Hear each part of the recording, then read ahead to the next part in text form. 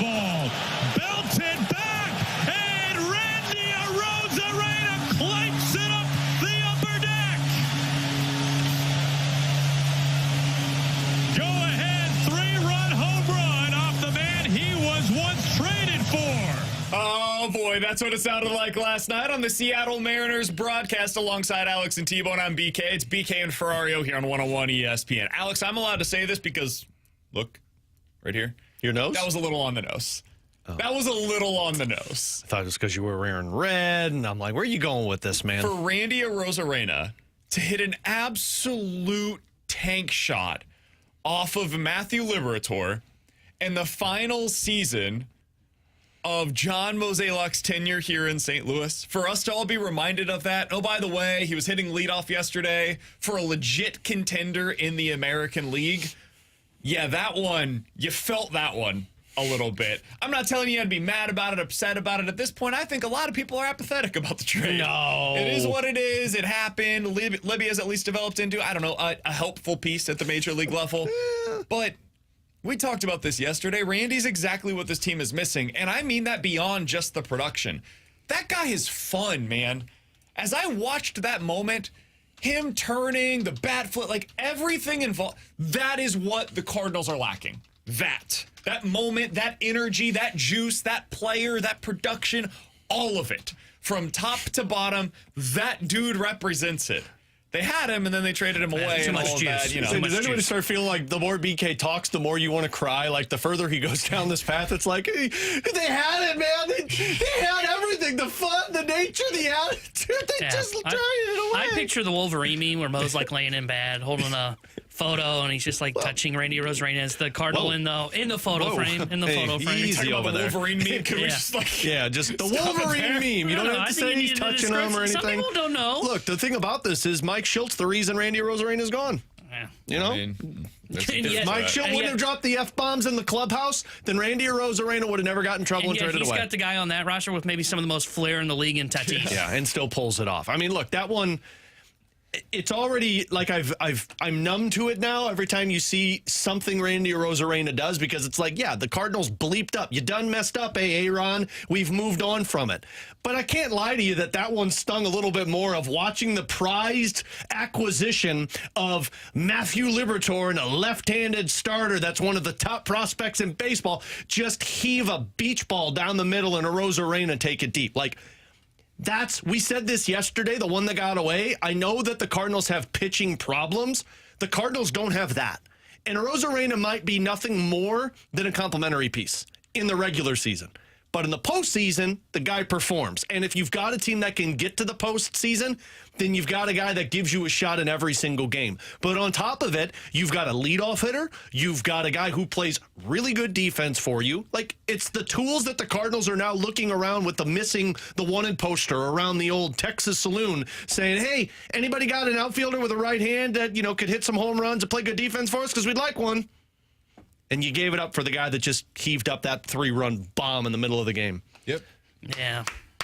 I mean, you couldn't ask for a better way to end the time to be alive. Like that's what it comes down to. It is ironic, isn't it? At the time, they had too many outfielders. They still have too many outfielders, but they actually don't have any outfielders. Yeah, they need answers on all these outfielders. They felt as though they needed a left-handed starter, and at the time, they didn't actually need one at that specific moment, but they do now desperately need one, and Matthew Liberatore has been tasked with that, and Matthew Liberatore has a 6 ERA. You going to start crying again, man? Because I'm thinking about it. Just ironic, isn't it? Yeah. Ironic. Would you label that as ironic? Yeah. I think depressing. It sums up the story of the ending for the John Mozeliak era. Vomit-inducing. Yeah. And that's true. You know what? We've moved on. We're moving on to Cincinnati. We're moving on to Heim. Is that a good thing? We don't know. I've heard he's just a. He sounds like Mo 2.0. A carbon copy of Mo. So I did want to talk about the guy that threw that pitch, Matthew Liberatore. In his last 11 starts, he has failed to record more than, or at least get through the 6th inning. He has a 5.6 ERA, underlying numbers. Yeah, that's real. Walking a bunch of guys, not striking anybody out, giving up a bunch of hits, 30 earned runs in his last 48 innings. It's just not good. It hasn't been great for Matthew Liberatore. Once again, last night, gets through 4, gives up 5 earned runs, couple of moonshots. It is what it is. Alex, the thing to me, I'm not alarmed by what we have seen from Matthew Liberatore. I am disappointed, though, because for the first 2.5 months of the season, it looked like he had really turned the corner. He appeared to be a mid-rotation starter. Number one, no. Number two, probably not. But mid-rotation starter, you could get through a playoff series with Matthew Liberatore starting one of those games, and you feel fine about it. I don't feel that way any longer. Now he appears to be the back-end starter that he was kind of always projected to be. But the Cardinals have too many of them. They have Libby, they have Palante, they have McGreevy. My guess is Quinn Matthews will probably fit into that 3-4 range at some point if he figures it out at the major league level. So you're still lacking a 1, 2, 3 in your rotation. And there's no clear and obvious answers for those spots other than Liam Doyle. And it's just hope and a prayer right now. We have no idea if he's actually good. But hey, they drafted him so high, he damn well better be good for the St. Louis Cardinals. Just another reminder. And they're in a weird spot. It's going to take some time. It's really going to take some time. Yeah, they shouldn't trade Sonny Gray, by the way. The San Francisco Giants, shove it, dude. You guys can't have him. Why, man? Why? Because you want to keep one guy who could pitch well for the Cardinals? Well, they need somebody to pitch for them. Then re-sign Miles Michaelis and bring him back on $5 million. Like, just...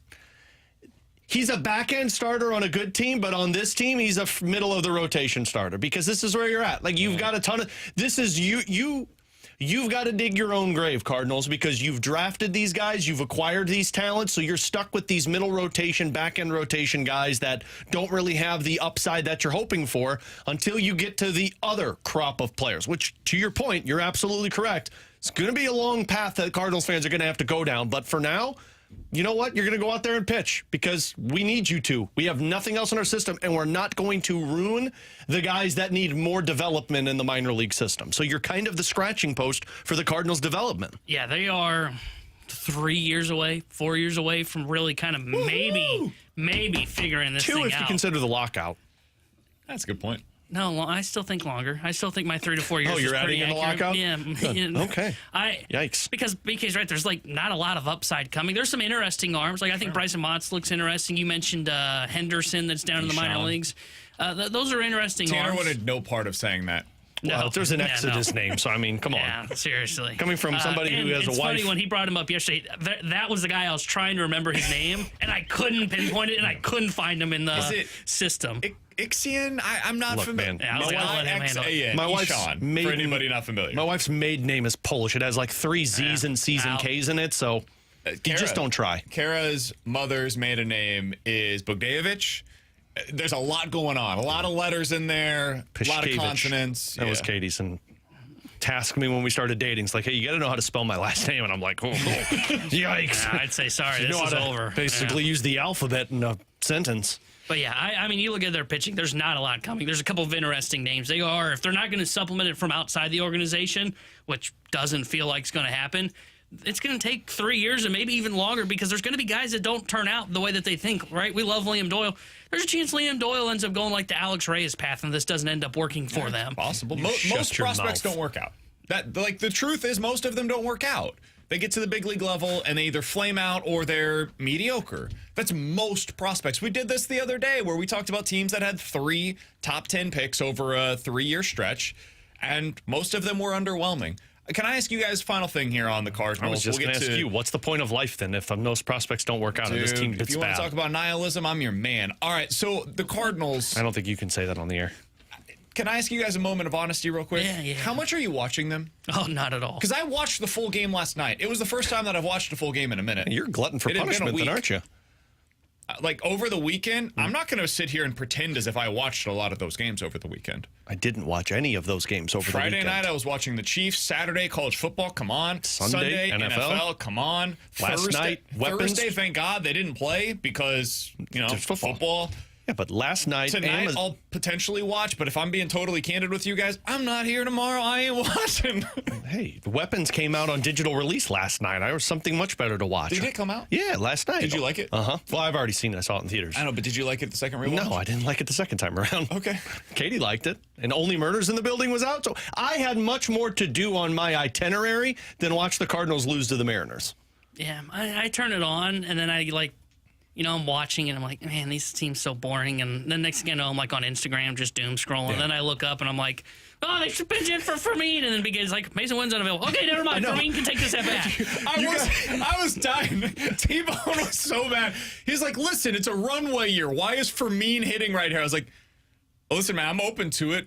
Send me your suggestions. Who would you like to hit in this spot? Pozo! They gotta get Okay, now who's playing second base whenever they take the field if it works out for them? All right, I guess Fermin can hit. I just love that you guys were arguing over a game that was like really, like I have it on my phone and it's like sitting on my nightstand like this. And I'm like, yeah, it's on, but it's not really paying attention. I still enjoy the strategy of the game, except for like now that I'm kind of on the point where I'm not 100% locked in, like the Wynn thing totally slipped past me, right? Like Yeah. I'm not paying attention to happens. Twitter constantly to where I will see it. Like I'm being surprised all the time. Like the other day when they said, hey, Pozo's been active. I went, what? I didn't see that at all. When did Pozo come back? NoCo Turkey Neck says, hey, idiots, probably not the best thing to admit that you don't watch what you're paid to watch and discuss. Listen, man, I am reading up on it after the weekend. You're not reading it either, by the way, text line. And if I'm being totally candid, we knew we weren't going to talk a lot about the Cardinals on Monday. They weren't the biggest story in town this week. Mizzou, Illinois, the NFL, those were bigger storylines than what took place over the weekend in the Cardinals game. So it wasn't, if I'm just being honest, it wasn't the priority. Yeah. I mean, it was never going to be one of the top storylines here in St. Louis. And I think that's part of the problem for the Cardinals right now.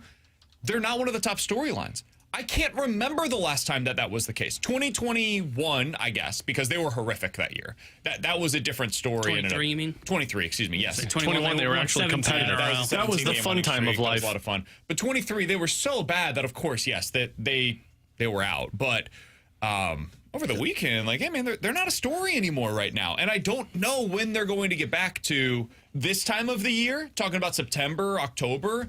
It's going to be a while before they are really the number one story again, unless they get their acts together. And I don't foresee that happening this offseason. Look, where the Cardinals are at, everything that I need to learn for the game for us to talk, I can look at a box score and learn. We're not in a...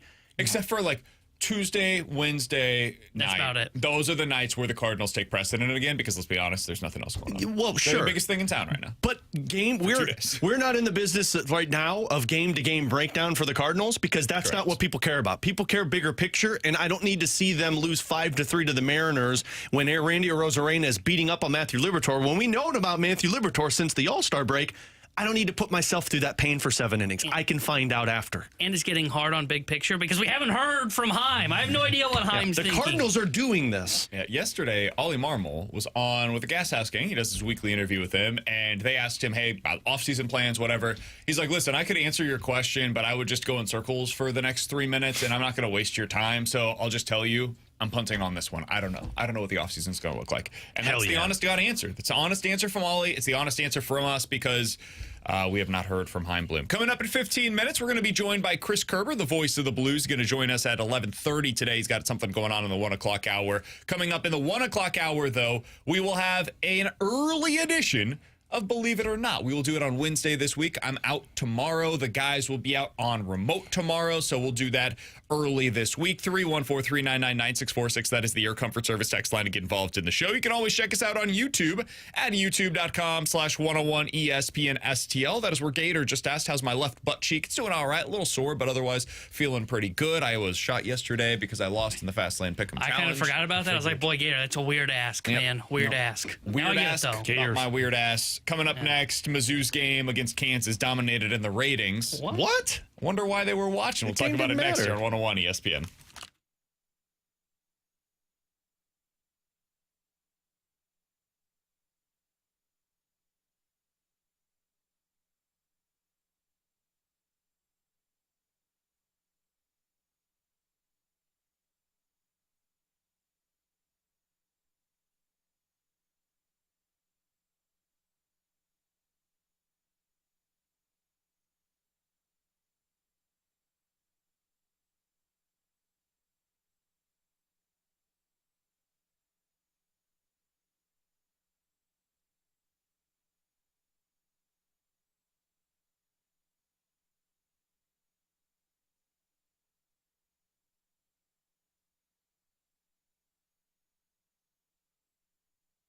Hey, it's BK for my friends at Victory Men's Health. It is time for you to unlock your inner champion, and Victory Men's Health is the place where you can go to do so. Check them out today. 4 great locations across the St. Louis area. They have one in O'Fallon, Illinois, one in O'Fallon, Missouri, another in Sunset Hills, and my personal location in town and country. Check them out today online at victorymenshealth.com. That's where you can go to find out what they can do to help you unlock your inner champion. That means different things for you than it does for some of your friends. For you, maybe it's erectile dysfunction that you'd like to get some help with, the weight loss goals that you're trying to meet. Maybe it's some of those symptoms that you've been feeling from low testosterone. Could be lack of energy. You're not getting the same results out of your workouts, whatever it might be. Check them out today at victorymenshealth.com. See if they can unlock your inner champion. They've done this for me. They can do it for you as well. Book that first appointment online today at victorymenshealth.com. Super easy process. All you have to do, put in your name, email, phone number, tell them BK with 101 ESPN sent you, and then tell them what it means for you to unlock your inner champion. It's all at Victory Men's Health and online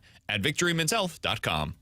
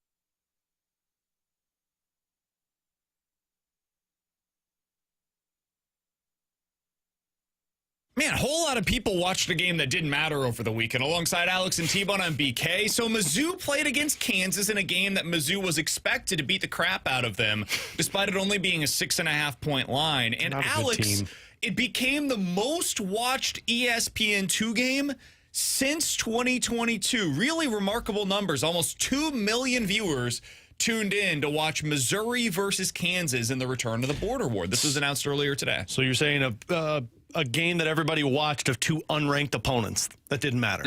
Yep. Good.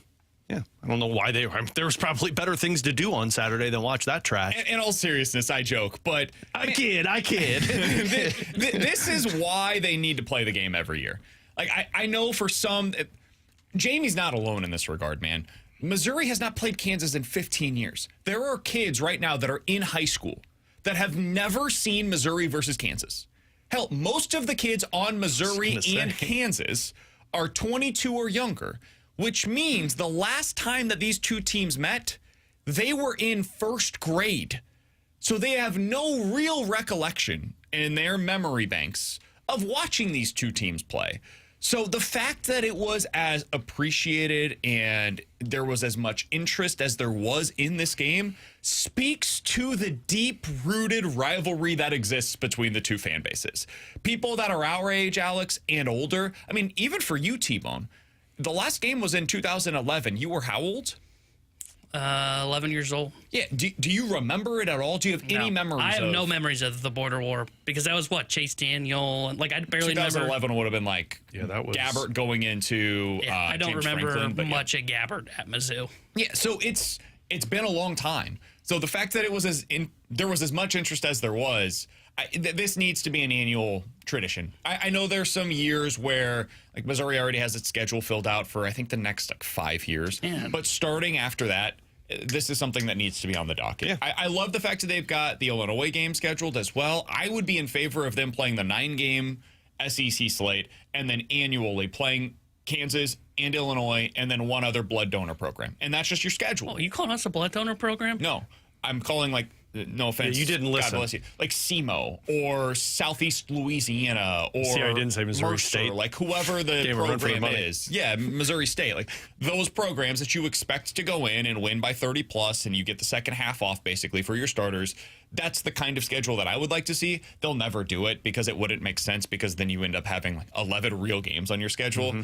That's not smart scheduling. But for me and as a fan, I think that's good for everybody involved. I mean, why people were watching this because of the deep hatred towards Kansas. Like, I mean, again, I'm not to the same level of fan of the Missouri Tigers as BK is. I didn't go there, but it's still a team. They're the only team that still makes me emotional. Yeah. Well, I've got plenty of those. So, Blues, Cardinals, Lindenwood makes me emotional every once in a while. You feel that roar. But anyway, rivalries are what draws you to games. Like when you see and feel the hatred of the two sides, it makes it that much more entertaining. And for something that was away for 14 years, I mean, there were going to be eyes drawn to it. And I'm in 100% agreement with you. Like when I look around at other sports and you think of the rivalries, like Blues and Blackhawks are a great example. Blackhawks are terrible. It's not fun to watch right now. And if the Blues are competitive, that's a game that you expect to win. But you still pay close attention to it because you just have that deep-rooted hatred. It doesn't matter if Kansas is bad or if Mizzou's bad or if both are ranked.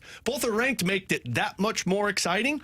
But even if they're unranked teams, the hatred, the deep-rooted history between the two is why people are paying attention. And then the excitement on the Missouri side of what they could be No doubt. adds into the entertainment of what that game was. And Kansas fans had that excitement coming in too. I mean, Already 2-0 going into it. And Jalen Daniels is a legit quarterback, man. That is a 6th-year starter who, when fully healthy, is as exciting as any quarterback in the country this year. That doesn't mean he's the best quarterback in the country, but he's got that Diego Pavia blend in him where it's like, man, He can win you a football game. against anybody. Yeah. He could go head-to-head against basically any team in the country, and if he has the right day, that dude, Saw it firsthand. yeah, he can make you taste your own blood. It's tough. It's tough to defend him. So, yeah, it was a lot of fun to watch. Huge game for everybody involved. Missouri comes out victorious, and now they are a top 25 team accordingly. Speaking of that top 25, Alex, have you seen this story that's come out with the AP poll and all of the controversy surrounding the woman, I believe she covers USC, who had South Florida ranked below Florida and had Florida actually bump up in her rankings after losing to South I've seen Florida people over the complaining weekend? on social media, and you always assume there's a reason why. Yeah, so people are upset about it, understandably so. It was silly. There's no rationale for it. And then she came out. She was asked about her AP ballot, and she said, "Listen, I'm not going to get into the process, blah blah blah. But I've got a bunch of things that I take into account." Just admit the mistake. I mean, you messed this up. There's no rationale for it. Florida should not have gone up in anybody's rankings after losing this weekend against South Florida. It does bring about, though, a bigger question. Is the AP poll really the best way to come up with these rankings?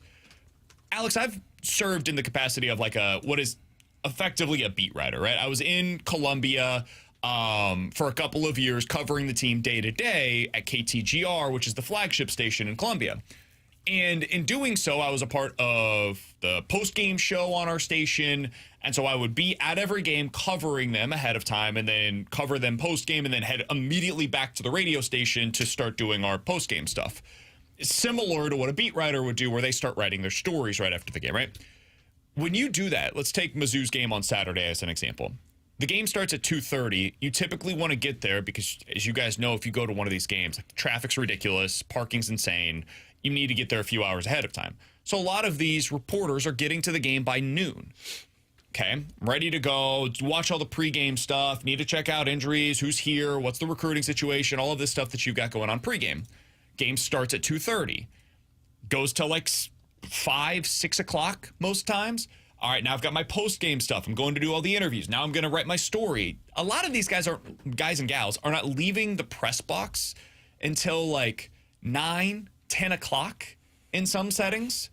So if I'm in the beat writer scenario, I get there at noon, I leave at 10. That's the entire day of college football. I saw one game. I saw the game that I covered that day. And the reason that I bring this up is because in the AP poll, the voters are these people that I'm speaking of right now.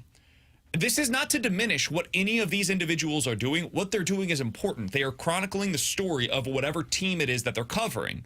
However, that makes it nearly impossible to be really informed on what's taking place elsewhere in the sport. It's hard, man. It's hard to cover your team on that day and then also have a pulse on what's going on nationwide. I think there is a way to modernize the AP poll. I think instead of having the writers that are the beat writers of a specific team covering that sport day to day, I think you should have broadcasters or podcasters or whoever you think are the best voices nationally in college football, and you have 50 of them, let's say, and they become the modern equivalent of what was the AP Top 25. You can even keep having the AP Top 25 if you want to, but this becomes the replacement of when you look on ESPN and you're seeing the game that day, that's the number that's next to the teams. I think it would be more well-informed. I think it would give us a better AP poll. It is what it is. It's not the end of the world, but I think there's a way to modernize this, make it better, and it would give us a better idea of who the real top 25 teams in the country are. Yeah, and people were upset with the individual for that vote, which, I mean, yeah, it's crazy that she did that, but, I mean, look, it's her responsibility from the AP to put her votes in, and if she's not being able to pay attention to everything, she's putting her vote in, she's doing her job. The bigger issue here is AP, and I'm with you, like, there are certain votes, and I mean, we talk about this in pro sports of people that vote on certain things, and it's like, why are they even voting on this? Like, broadcasters or people that are actually focused in on every single moment of a game, they're the ones that you take more credit into their decision over somebody who is doing their job on top of having to do another person's job of putting in their vote for the AP. She's focused on that individual game. So, I mean, I'm with you. I think most of these voting things are crazy in itself because, like T-Bone brought up in the office, you've got the committee that's essentially deciding the playoff teams, and these votes are just here for you. But I think to put more credit into it, you'd put more people that are involved in the day-to-day watching every single game versus somebody who's beat writers for an individual team. Yeah, I don't mind the idea of going with like national analysts that are like can be like at their house or in a studio and able to watch most of the games compared to beat writers who are at just one single game. I also, the thing with the committee, why do I have to wait till November for the committee's rankings, right? They technically are watching games right now because there are resumes being built. Ohio State, Texas wasn't we're just going to ignore it when it comes to the playoff picture. No, that was a resume builder for Ohio State. So why do I have to wait for the first 8 weeks to go by before I see the committee release rankings? They should be releasing rankings week 1. I don't think you need the preseason one. Like, that one's ridiculous. As we've learned, Kansas State was in the top 25. Kansas State might not win a game in the Big 12 this year. It's impossible to do a well-reasoned, thoroughly explained top 25 prior to week 1. But that is what gives us the excitement factor of week 1. The buzz of week 1 was made a little different because we saw teams that were ranked in the top 10. Can I be honest, though? Did you were need going that? up against one another. I think for a lot of casual fans, absolutely. Because I think the top 25 has more of an impact, I think, than what some would like to believe. Yeah, see, I think you can look at that and go, those are pure blood programs. Those should be good There's games. no downside to it, though. Because after week 1, we then reassess and you're able to make good or make bad. Like, I don't think there's really any downside to doing it prior to week 1. And the upside is that you do get a little bit more of the anticipation for some of those games. Maybe that is not the case for you, T-Bone, or for me or for Alex, but I think there are a lot of people that are casual observers of the sport that do not pay attention to it at all in the offseason. And then that first Saturday comes, they see who the top matchups are based upon the numbers that are next to their names, and those are the games that they watch. And there are some seasons where that team may not be a blue blood. It may be somebody that is expected to have a big year that has not previously been super great. So I think there's value in having that top 25 going into week number 1. With Alex and T-Bone, I'm BK. It's BK and Ferrario here on 101 ESPN. Chris Kerber, the voice of the Blues, joins us next here on 101 ESPN.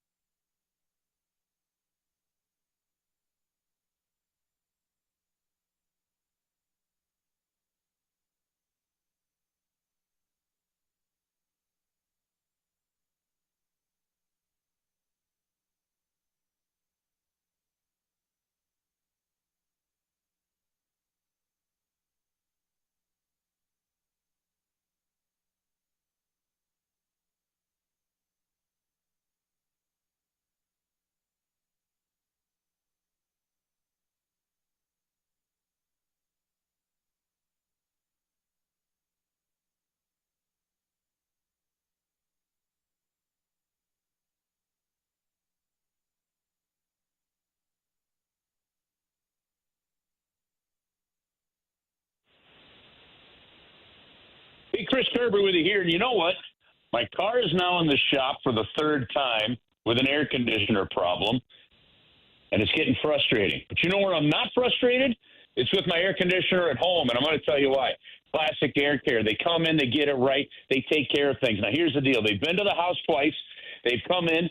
They haven't had to fix anything. I've had them here for the maintenance just to make sure that things are running well. That's what you need to do. How do you keep this important unit in your house running well? You have Classic Air Care come through and do basic maintenance twice a year, once in the spring, once in before the winter, and you are set and ready to go. They've got maintenance plans available. It gives you prioritization when it comes to appointments. It gives you discounts. Get on them. This is one of the most important pieces in your house. It's also one of the singular most expensive pieces to replace if something goes wrong. So how do you best avoid that? You make sure that it's maintained just like you would do your car with an oil change or tires or something like that. And they've got a 4.8 Google rating, which tells you the quality of service you get. That's why I don't have to deal with at home what I'm dealing with when I'm dealing with my car. So get on the horn. Go online, Classic Air Care, classicaircare.com. Have them come out. Have them check that unit if it hasn't been in a while, and make sure that you're still running smoothly. It's that important to your home. Classic Air Care. They've been making people comfortable since 1926.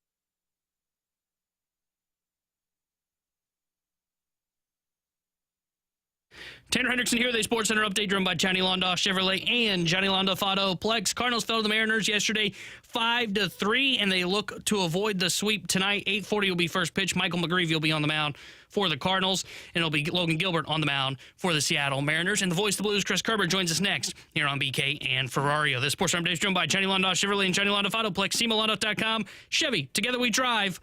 Are you kidding me?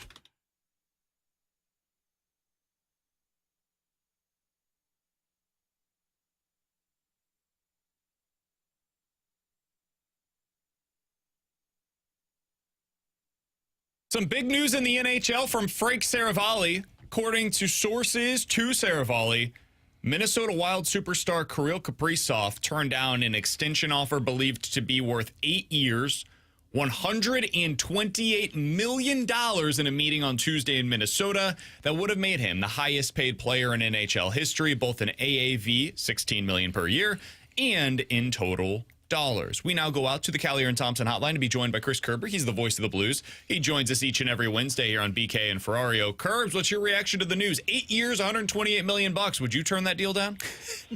I wouldn't turn down 8 years at $500,000 a year. Right?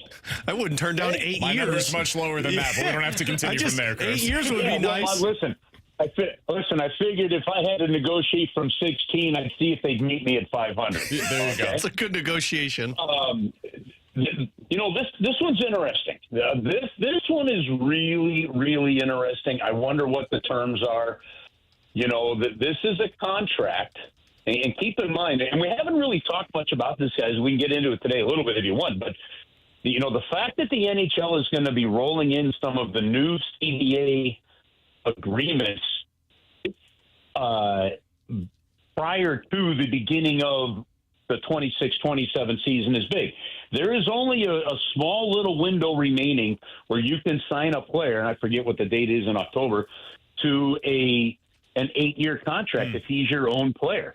So there's a deadline looming here. And look, if Kirill Kaprizov, if you're basically getting offered something that was higher than McDavid and Draisaitl, okay? If you're turning that down, then I have to question whether or not it's your desire to remain in Minnesota, number one. I have to question, in all fairness, since we don't know what the situation is, what are their other terms, or how much of it is deferred, if, you know, any of that kind of stuff that's still allowed until this new CBA kicks in. But there are things like that. So you don't want total condemnation on the player on this one based on just the term and the AAV on this until we know the details. That said, I'd be really curious what those are, but if it really comes down to just dollar value, if you're Leopold and you're the owner of the Minnesota Wild and you're and you're also Bill Guerin, you got to be gulping right now because you're like, what in the world will it take? And look, I know the cap's going up, right? But we've proven that you can't win in the National Hockey League when you're cap heavy with just a few guys on top. So that's a fascinating story that's going to be fun to watch. And it will make, I think, the Connor McDavid negotiations equally interesting. Yeah, I would add one other thing, Curbs, and I'm glad you went to the Connor McDavid negotiations. If I'm Kirill Kaprizov, I want to see where he's setting the bar.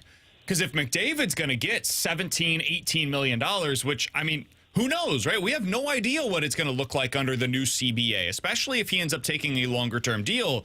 If I'm Kaprizov, well, I'm not going to make what McDavid makes, but I'll make right below him. And he may be saying to himself, hey, I'm a UFA after the season. You have no leverage here. If I hit the open market, I'll make $17, $18 million somewhere else. Maybe the Anaheim Ducks want to pay me all of the money. Maybe Seattle wants to pay me a boatload of money. It's possible somebody else out there wants to give him all of the cash, and he's going to get every dollar that's possible here. Listen, that I agree with. And I don't begrudge a player going for that and wanting it. I don't begrudge a player that wants to go and look at another team somewhere along the process too. I mean, look, Alex Pietrangelo made that decision here in St. Louis, right? So, I mean, that happens. But I can tell you, go chase it and go get it. But the reality of it is you get 16, 18, 19, 20 million from a team, bully for you. I don't think you're ever going to win. I just don't know that you're going to win with one guy having a fifth of the salary cap. So, that's the part that'll be interesting. I was reading, everyone's going to, up in Canada especially, they're going to dissect every comma, participle, adverb, whatever is used by Connor McDavid. And this is not a story that's just going to easily go away depending on what the Edmonton Oilers do with them, right? But in a lot of ways, guys, that the Connor McDavid situation, and I guess, in this sense, maybe even a little bit of the Kaprizov situation, it's not a lot different than what we saw here in St. Louis with the Cardinals and Albert Pujols. You got 10 great years. You got the best 10 years of the guy's career. He helped you win. Now, yeah, Edmonton didn't get to the Stanley Cup, but they did go to the finals twice. And this is one of those things where the Cardinals eventually just made a business decision and said, no, there's a number that's not worth it. And I just wonder if at some point in time the Edmonton Oilers and the Minnesota Wild or other teams like that, especially in a sport that's capped unlike baseball is, where that line is going to be, and teams are going to have to draw the line somewhere. Well, and the part that you said about Kaprizov, Curbs, was my first reaction of wondering, it's like, man, maybe Kaprizov just doesn't want to be in Minnesota. Take the team's perspective into this, and I know BK kind of mentioned it there, but if you're Minnesota or if you're Edmonton, I mean, this is franchise-altering decisions that are going to be made, and you can't do anything about it. Like, if Kaprizov decides to go elsewhere, Minnesota has been tied with their hands behind their backs with the salaries of both Parise and Suter for the longest time. They just get out of it, and they potentially lose the franchise-altering player. It's not easy to come back from something like this, but the same can be said about Edmonton. No, and, I guess very rarely are you going to be in a situation where the Cardinals were still, because of some of their other players, were still in this winning window and were able to go on some runs, obviously, even after Albert left. The Edmonton Oilers will still have Draisaitl. I don't know that the Minnesota Wild, have the pieces. So you're right. I mean, in the salary cap era, in the NHL, when you get a chance to have that rare generational player, the Crosby, the Kaprizov, the McDavids, the Ovechkins, those guys, yeah, you really got to do, what you can to hold on to it. But I can tell you this, look, guys, and I've gotten to meet Craig Leopold a couple of times, an extremely nice man, an extremely loyal man, and competitive. He wants to win, right? Bill Guerin is that same way. Bill Guerin, very nice, very loyal, but competitive as hell and wants to win, right? they're going to have a decision that's going to have to be made. I still believe. I gotta believe that this thing gets done with Kaprizov, and I really do hope that maybe it's a term, maybe it's a deferment, maybe there's something else in there, that's the reason for it. Because, honestly, in today's National Hockey League, that's a challenge. But guys, listen, let's just actually. Since we know nothing other than the facts of that one thing that Sarah Valley reported, right? Okay, and if we make the assumption that that's accurate, what if in today's NHL, because of the new rules and maybe the cap going up and other things like that, what if some of these superstars are not going for the 8 times whatever, are not going for the max, years? It's right? a great point, Kurt. One of the reasons teams want to put the max, the furthest amount of years on it is it allows them to actually divide their average annual value, right? So, for example, the Blues, according to cap wages, had players making $10 million last year, but the actual average annual value was only 8.5, right? So that if you're a team, it helps you to be able to expand it out, right? To me, this is one of those situations where. What if Kaprizov looks at it and says, okay, I want to see what the team does. Look, I'm willing to sign for 4 years, but I want 4 times 6. I want $16 million a year for 4 years, right? Or I want this over 4 years. I wonder how much of that type of contract, which is going to allow players to have a little more freedom in their career and not be locked into a long-time situation that they could get stuck in. I just wonder if that plays a role in some of this at some point in time. For anybody that's not familiar with what Kerbs is talking about there on the contract side of things, like the cap hit is the average annual value. So if you sign a 5-year deal worth $40 million, that average annual value would be $8 million. But the team can arrange that in a way where in the first 3 years you make $10 million per year, and in the second or the final 2 years of that deal, you make $5 million in those 2 seasons. Braden Shinn's deal is a good example of this. Braden Shinn, over the last couple of years, made $8 million in cash. He was at a $6.5 million cap hit, and then over the next couple of seasons, Alex, he's at $4 million in terms of his cash. And one of the reasons that you do that, there are many of them, but one of them would be potentially becomes more tradable, just more less cash that you're having to put out there for future seasons. So all of these different things go into it, bonus structures, all of this stuff. There's a lot that goes into these contracts beyond just what the cap hit is. But Kerbs, what you said there about the years, I think is a huge deal. I think as we get further into this new CBA and the cap spike that's coming, you might see more of these superstars that take fewer years. We've seen this in the NBA. T-Bone, you're an NBA fan. We see NBA stars that are taking 2-3 year deals. LeBron's been doing this for almost a decade now. It puts more pressure on the organization to build around you, and it allows you to continue to elevate your salary as these things go along. One other thing that I wanted to get to. BK, real quick, along those lines, I don't think enough people have studied the Matthew Tkachuk contract situation. Now, I know NHL GMs and stuff have, but if you're a fan, when he, and this is before he signed with Florida, right? But when he signed what a lot of teams kind of typically do, that bridge deal, he made the terms so he basically became a restricted free agent with only 1 year left before free agency, before full free agency. And that kind of had Calgary, over the dam in a barrel here.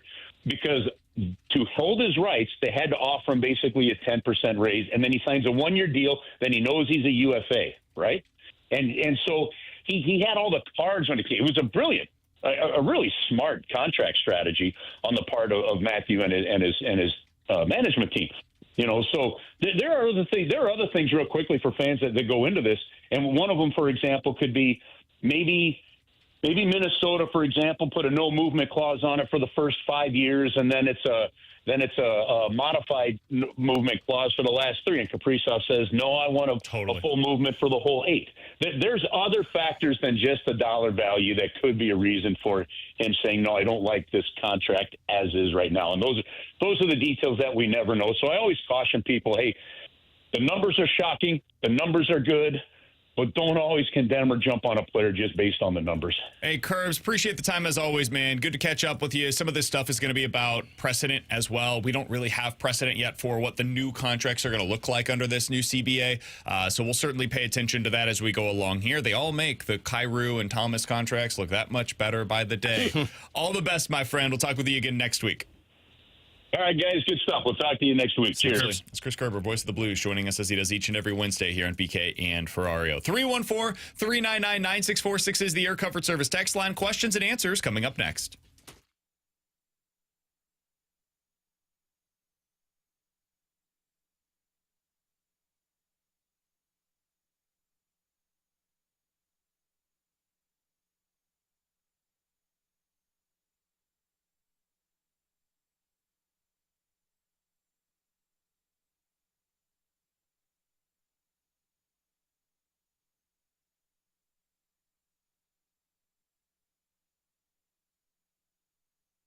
Alex Ferrario with you to talk about my friends out at Classic Air Care. You heard Curbs talk about it a little bit ago, a company that has been making our home comfortable since 2016. My dad's home comfortable since, probably back in the 90s, but also has been making people's homes comfortable since 1926. And whether it's the incredible service that you get with Classic Air Care, the knowledgeable technicians, I mean, you got guys who have over 30 years of experience working with HVAC systems and furnaces that are working with Classic Air Care. And I talk so highly about them because they found a way to maintain two super old units in the homes that I've had because we wanted to delay buying a new one. And that's because of the maintenance agreement. And the main thing with the maintenance agreement is you have them come out twice a year, the fall time, the spring time, before you turn on that HVAC system, before you turn on that furnace and get through those difficult seasons in St. Louis. Classic Air Care is maintaining it for you. But when issues pop up, you get priority scheduling when they can come out to get out and fix your home because you're a part of that maintenance agreement. They have 100 cars out on the roads, which means they can get to you fast. They're open 24 hours. They're open on weekends. They have overnight availability. All of this is why you need to call Classic Air Care. Schedule online that maintenance agreement, or if you're in the market for a new HVAC system, just do me a favor and tell them Alex Ferrario sent you at classicaircare.com.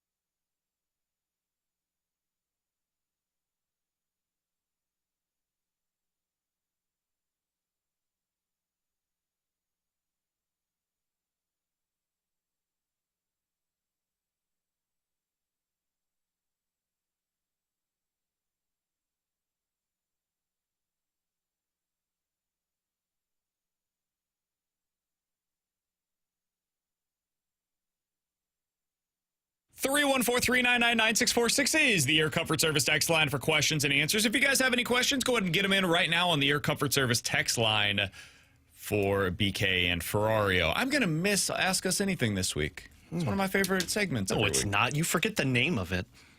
It's true.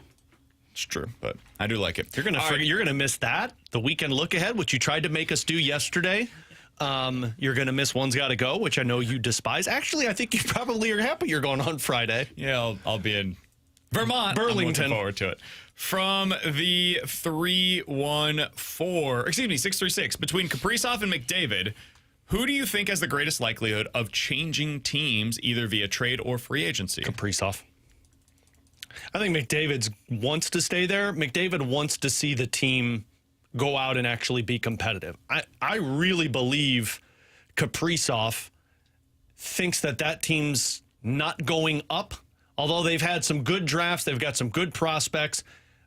But I just don't know if he views Minnesota as a competitive team. But I also know that a lot of those Russian guys, they like to play in Florida. They like to play in Chicago and New York, those big markets. Everybody remembers Artemi Panarin. He was on a team that continued to win in Chicago, but he wanted to be in New York. I think that's part of the reasoning. If you're Kaprizov, yeah, I want to be here, but I don't want to be here very long because I want to win, but I also want to go to a big market. I just always caution guys, the grass is not always greener. Oh, 100%. That doesn't mean it can't be, but it's not always greener. And if you're somebody that's making $16 million, it's hard to make that work under the cap. Curbs is right on that. I don't agree with the premise that you can't win with a player making $16 million. It just becomes that much harder. And some teams that have those players already on the roster, when you have it, you figure out how to work around it. Other teams that have not had to navigate that before, it can be a real struggle. It can be difficult at times. It's not just the big salaries, though, too. I mean, think if you're him and you're looking at Vegas or Florida or Dallas, and you're like, they've got a competitive team, and I don't need to go make $16 million AAV if you go to no taxes. And I make some good money, but I don't need to make big money. I'm going to win. Agreed. Those teams also have to make a lot of moves to be able to even make that possible. 100%. Even if he was willing to take a huge pay cut and take $12 million a year because of the no state income taxes. Well, look at Dallas now with Ranson, and they're trying to move Robertson because they can't afford all of them. They still can't make it work money-wise. All right, from Positive Pete, guys, why do you hate the Cardinals so much? Your name needs to change.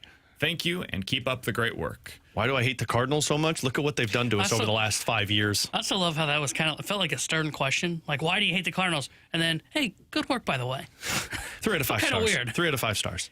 Yeah, why do I hate the Cardinals? Because look at what they've put us through over the last few seasons. I don't hate the Cardinals as a team because I've grown up loving the Cardinals as a team. I don't like the way that the front office and the ownership has handled this over the last 5 years. Yeah. They had the opportunity to go out there and make aggressive moves to build their team and keep them competitive, but they chose not to. Yeah, I don't think I would describe it as hate. It probably comes off that way. I would describe it as frustration because of kind of what Alex said. I grew up as a diehard Cardinals fan. I grew up in the pools there. I've only known them winning in my life. So this is like a whole new feeling for seeing them be bad over the last couple of years, especially 23 when they were like 20 games below 500. I think it's not so much that I'm angry at the Cardinals and I hate the Cardinals. It is, man, this is frustrating, right? This organization holds itself to a different stratosphere than most organizations, and they're not even close to it. Also, if you're a fan, I mean, I'm not saying you should hate the team, but, I mean, you've been disrespected. I mean, you've been left in the dark. You've been told one thing, and they've done the other. Like, that's not how you want to be treated as a fan. We talk about the Cardinals as much as anybody in the city. There's a reason that we do that is because this city really cares about the Cardinals. And I like watching good sports. Like, I enjoy that Illinois is good this year at football because it means that I can watch them and enjoy watching the games. My job is made more enjoyable by watching compelling storylines. Here locally, one of my favorite times doing the show was when the Cardinals went on that 17-game winning streak. It was unbelievable. The season 2022, when I'm wearing the shirt today, Albert Pujols came back, and you had the farewell tour with him. It was amazing. So I would so much rather watch that every day of the week. Mizzou being good right now is awesome. I say all of that to say this. I don't hate the Cardinals at all.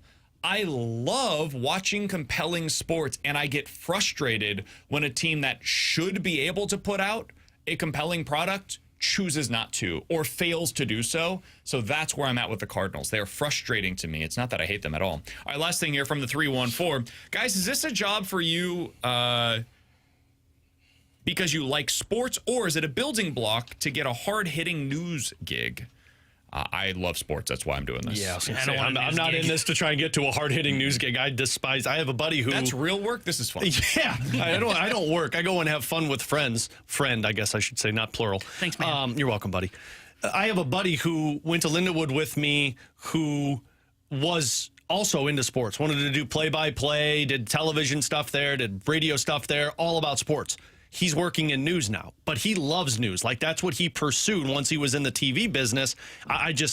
News was never my thing. It was always sports. Sports was my passion, and I wanted to be a part of it. Yeah, same for me. I knew I grew up, instead of turning on cartoons as a kid, I would turn on Sports Center. So I've always just been a sports guy. I could care less for the whole, like, I would do it if I had to, right? If I had to go become a news person, I could. I have no interest in it. I would like to cover politics. I think it'd be great, but I would rather do this. You should do a podcast out of the 17 that you don't do. I don't like getting lied to continuously, and that's What? We get lied to by the Cardinals. What are you talking I about? know. Aren't you used to it? It's not all that dissimilar. Some of my buddies have gone from sports to politics or vice versa. And yeah, I mean, the two sometimes do feel very similarly. But our end result, this stuff doesn't matter that much. It's fun. Their end result has real effects on people's lives. You think social media, though, is mean when it comes to sports. Imagine if you're working in news and politics. He's Alex Estebon. I'm BK. It's BK and Ferrario here on 101 ESPN. In 15 minutes, we're going to dive into some NFL quick hitters, including who would be your survivor pick this week. We'll get into that. What's your favorite pick against the spread this week? We'll get into that as well. Are you doing another week look ahead? No. This is very different. This is NFL quick hitters. We'll get into that in 15 minutes. But next, this year's wild card race is a reminder we absolutely do not need to expand the postseason in Major League Baseball. We'll talk about that next year on 101 ESPN.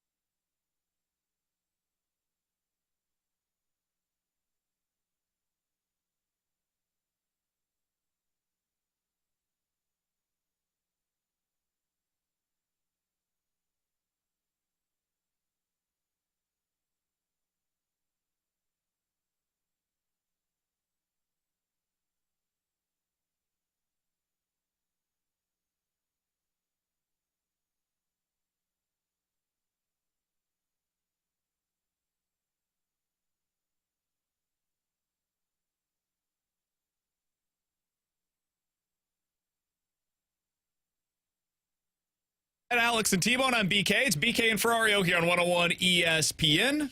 This year's wild card race, Alex, is a reminder. We absolutely do not need to expand the playoffs. Why, man? Absolutely do not need to They should expand it more because otherwise the Cardinals would be a playoff team. Man, we were talking about this before the show today. I miss the old one-game wild card. I really do. It gave us compelling storylines. It was a one-game winner-take-all, loser goes home scenario. And then I look at this year's wild card standings for both sides, the American League and the National League. Cubs-Padres at Wrigley, that would be amazing. Yankees-Red Sox, Yankee Stadium, one game, winner goes on to the ALDS, loser goes home. Dude, can you imagine? The ratings for that would be out of this world. And yet instead, we've got the Cardinals who, going into yesterday, were 4 games back in the wild card race. And if you had expanded the postseason, the San Francisco Giants today would be in the playoffs, a team that nobody needs to see in the playoffs. And the Cardinals right now, even today, Alex, would only be 2.5 games back.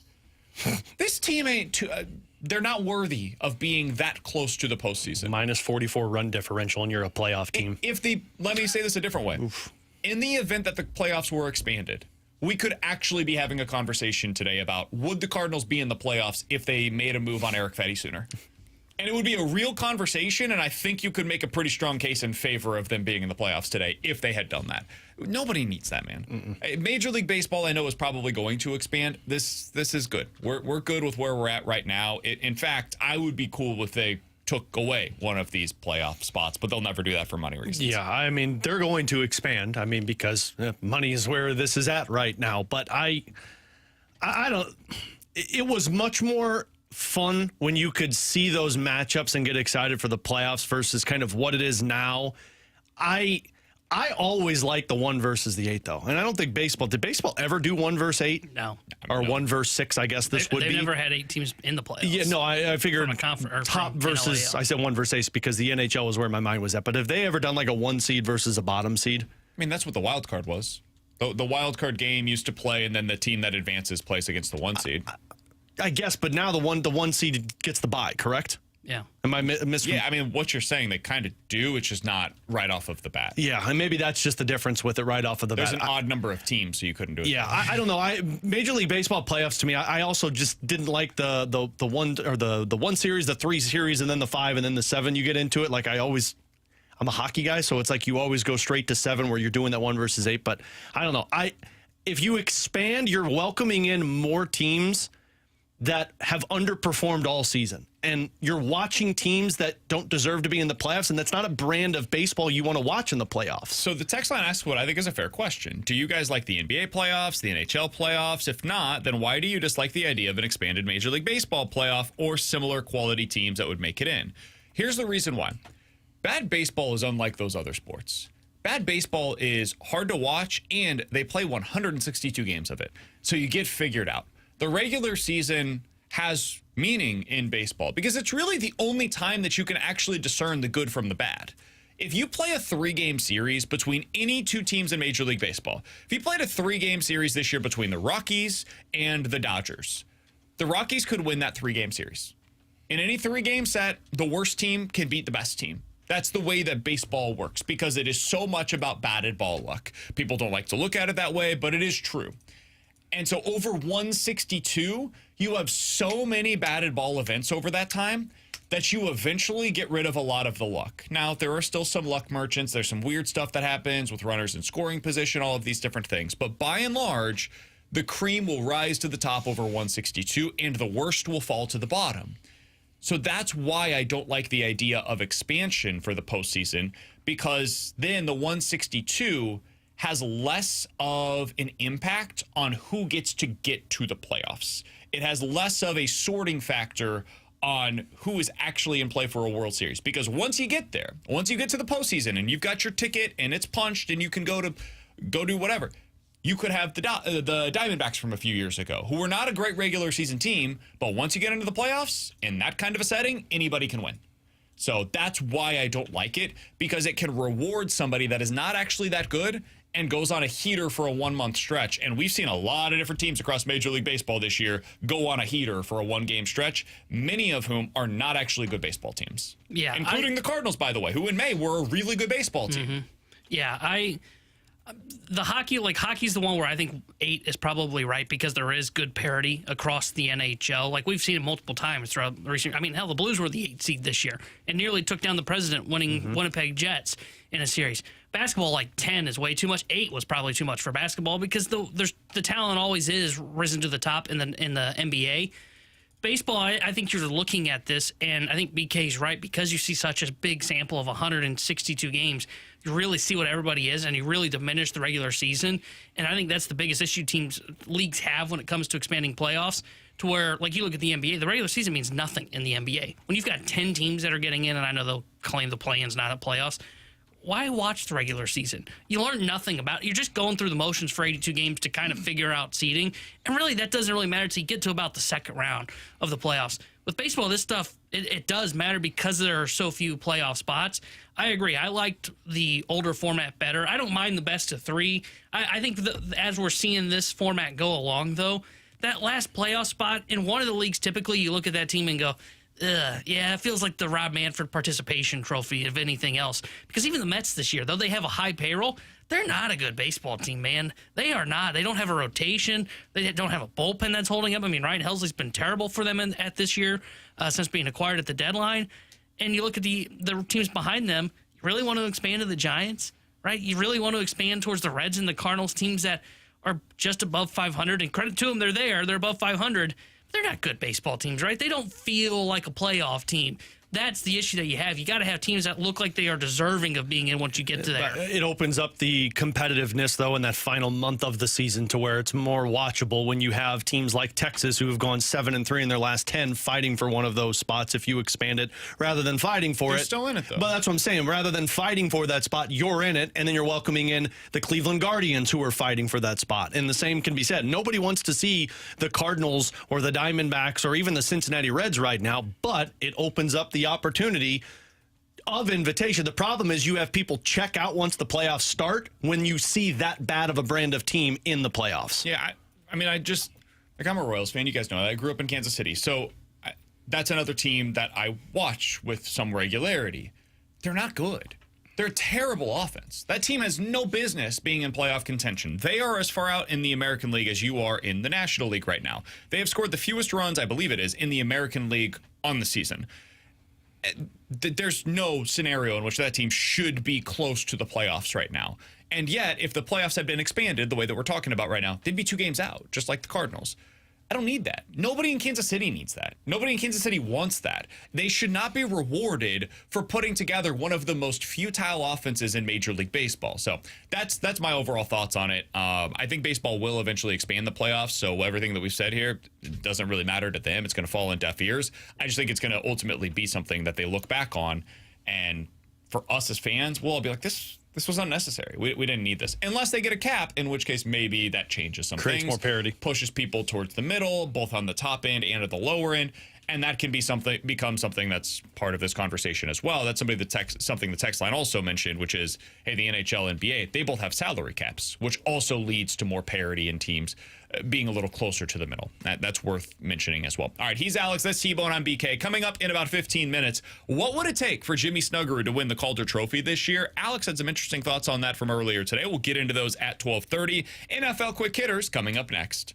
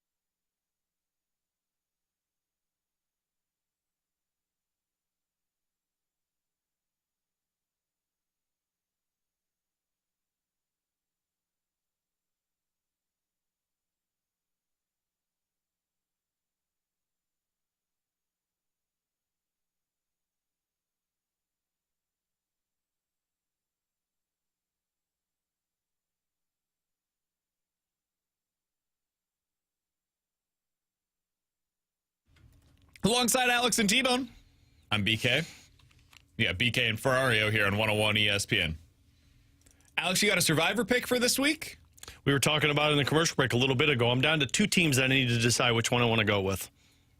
It's the Ravens or the Lions. I was originally going with the Lions because Ravens, we should mention this.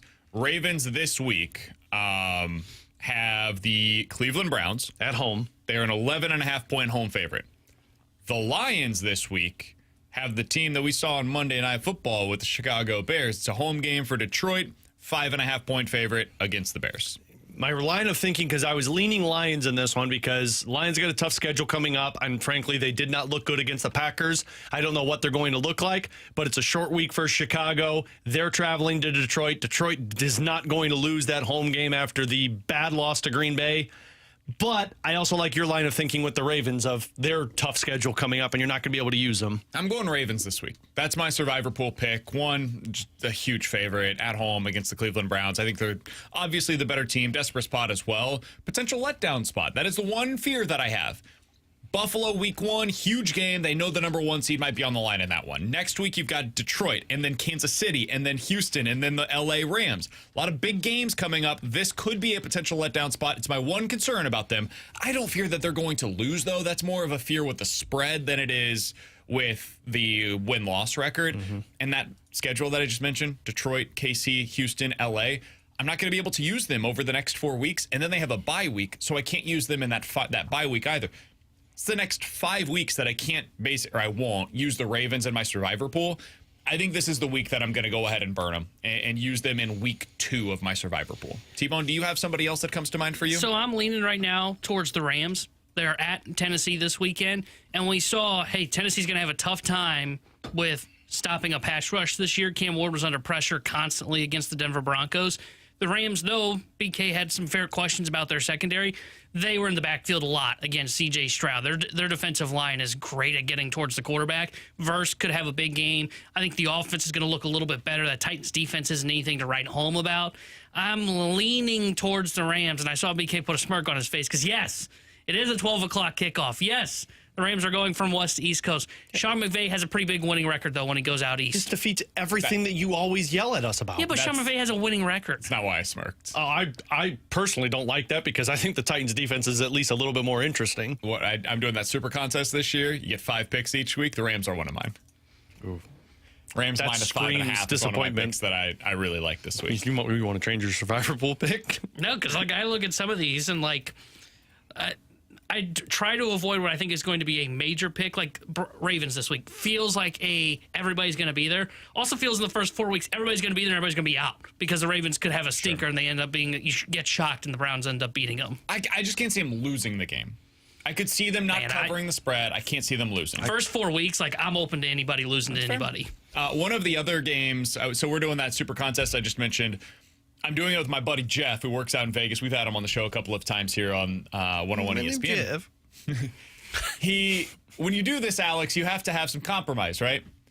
So we're in it together. We both put the money in, and he really likes the Commanders tomorrow night. Really likes the Commanders tomorrow night. Is this a survivor pool, or this is where you just pick 5? Against the spread. It's 5 picks against the spread. And you have to do it every week. 5 most confident picks each week. Yeah, and whoever has the most picks correct at the end of the season wins the pot. So it's not if you get one wrong, you're out. No, you have to have the most wins. Yeah, okay. Well, that's not as bad. I mean, he's got the Commanders plus the 3.5 on the road at Green Bay. He thinks they will win outright. Here's why I like his line of thinking. I love the Packers in this game, but I had a couple of bad picks, as you know, in week 1. No. So I got to give this one to him. How do you guys feel about this Thursday night game? I don't know. We'll talk about it more extended tomorrow when I'm not here. I honestly don't know. Maybe not now. How I feel about it. I'll maybe save more of my answers for tomorrow. Touche. I do like Jeff's line of thinking, though, in your 5 super play. I think everybody's going to be going Packers in that one. After what the Packers just did against the Lions, and people are thinking, oh, this team's going to be great. Kind of like you are, thinking they're going to go undefeated this year. But I could also see Packers lay a dud after that ultimate high of the first game, first win. You beat the Lions. Lions are an underwhelming team this year because of their change. A lot of people are going to go Packers, and I could see the Commanders keeping it close. I don't know if the Commanders are going to win. I think the Commanders have the better offense, but the Packers got the better defense, which is why I think this is going to be tight. I think the Packers are better on both sides of the ball. That's what makes me nervous. I disagree there. And they're at home. So this entire situation just makes me really nervous. I love the Packers in this spot, but I have to, hey, man, I got to throw them a bone sometimes. Yeah, that's a tough play. I don't mind the side of going with Commanders plus 3.5 because you do get that hook in there, so you're not getting a push if they end up winning by a field goal. I kind of like Commanders plus 3.5 as well. I don't know if they win the game, but if it is a field goal contest, at least you've got the hook there. Good. Then I'm on an island. This makes me feel much better because I've been dead wrong about most of my picks. Jeff, if you're listening, you're good, buddy. So I didn't want to ask you guys one other game real quick. Damn it, dude, we have these on Friday. I know. At least it's just the biggest game of the weekend. So the Eagles are traveling to Kansas City to play against the Chiefs. Have you guys seen the line on this? It shifted. It was Chiefs minus 1.5 to begin the week. It is now Eagles minus 1.5 on the road at KC. Do you guys think that's justified? Yeah. Eagles should be a road favorite in Kansas City, which would suggest if this was in Philly, they'd be a 5-point favorite at home. I think that's fair after how the Chiefs played in week 1 and how the Eagles played in week 1. I mean, Eagles defense wasn't anything to write home about, but their offense was pretty damn good against a average defense at best. And I mean, what did we complain about in week 1 for the Chiefs and Chargers? The defensive secondary was just all over the place for Kansas City, and the offense for Philadelphia is just going to be Jalen Hurts and Saquon. So, yeah, I think it's justified. I think the Eagles are the better team until proven otherwise. Yeah, I agree. I think when you look at the Eagles, they were able to win that game, and it felt kind of handed against the Dallas Cowboys with their offense. Defensively, yeah, there were question marks. There's question marks on the Chiefs defense, so call it a wash, I would say. Man, the Eagles were able to win, and the offense looked good without having to throw the football a lot, right? That's where I look at this and go, man, they were able to run the football well. They should be able to probably have some success against the Chiefs because Saquon Barkley's a beast. Jalen Hurts is he's incredible as well with his legs. The passing game's going to pick up as well. And for the Chiefs, you look at their passing game, man, now you're without Worthy. You just don't have the pieces. Rice isn't there. I think it's justified that the Eagles are the favorite because to me, they look like the best team in the NFL right now. If this sustains, if this continues into Sunday afternoon, it will only be the second time in the Mahomes era that the Chiefs are an underdog at home in a game in which Patrick Mahomes started. The only other game was a couple of years ago, 2022, Buffalo comes to Kansas City, and Buffalo did win that game. They won it 24-20 in that one. So that's the only other time. That was a 2.5-point spread in favor of Buffalo. It was a little bigger of a line, but I think this could get there. I think this is justified. I think that the Eagles are the better team. And right now, with no Rashee Rice, no Xavier Worthy out there for the Chiefs offense, they've got real questions offensively. It's basically the same offense as it was a year ago, subbing out the left side of the offensive line and subbing out Xavier Worthy, replacing him with Hollywood Brown, which I think is a pretty significant downgrade. And then the defense isn't as good as it was last year. And they've got bigger questions on that side of the ball. I think this is the right line. I think the Chiefs are going to start the season 0-2, guys.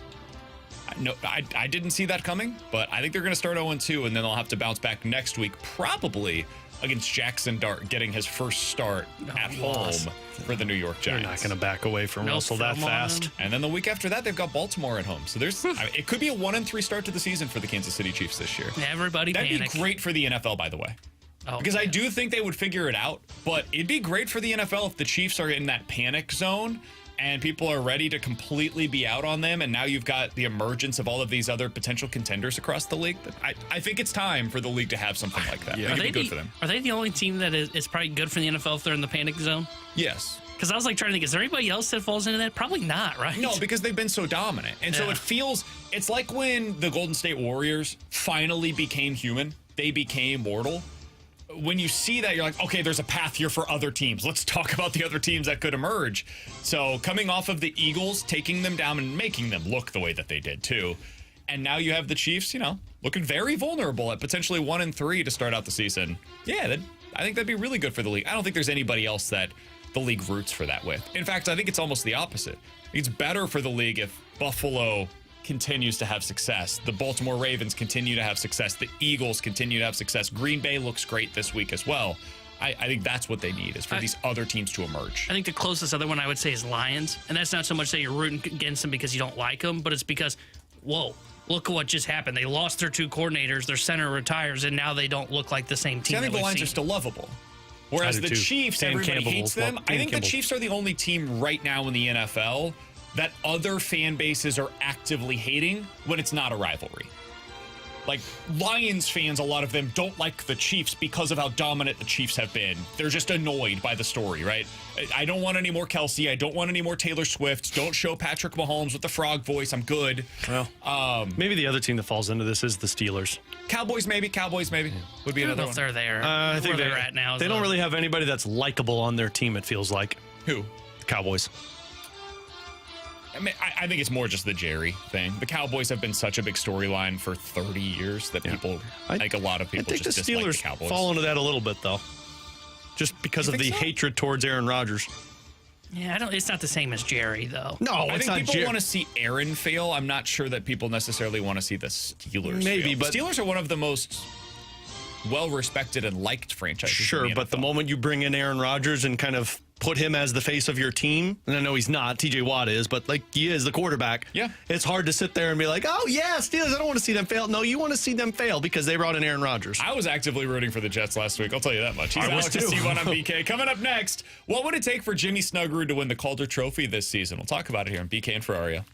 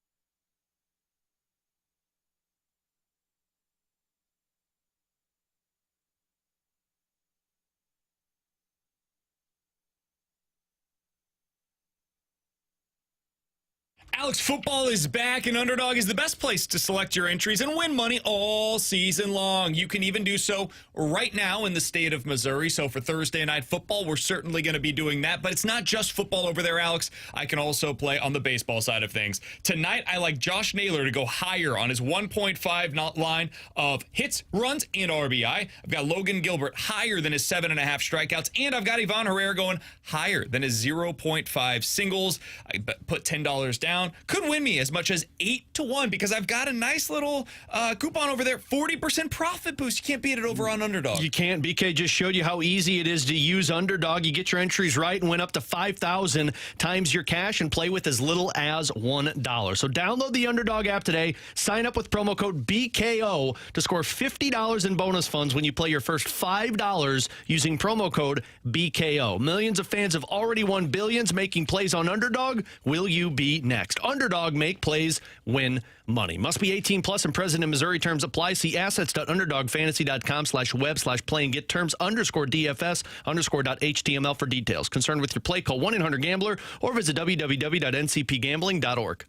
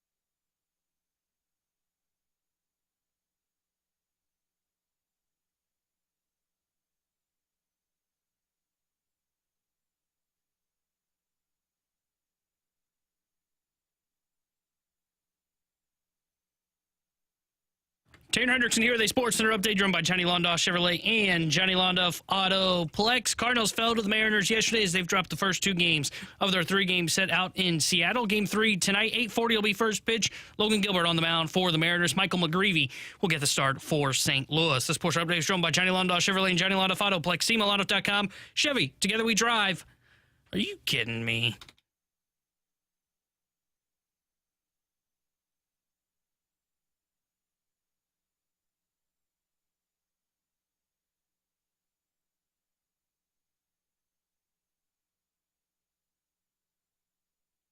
Alongside Alex and T-Bone on BK. So what are the odds that Jimmy Snuggerud could win the Calder Trophy this season?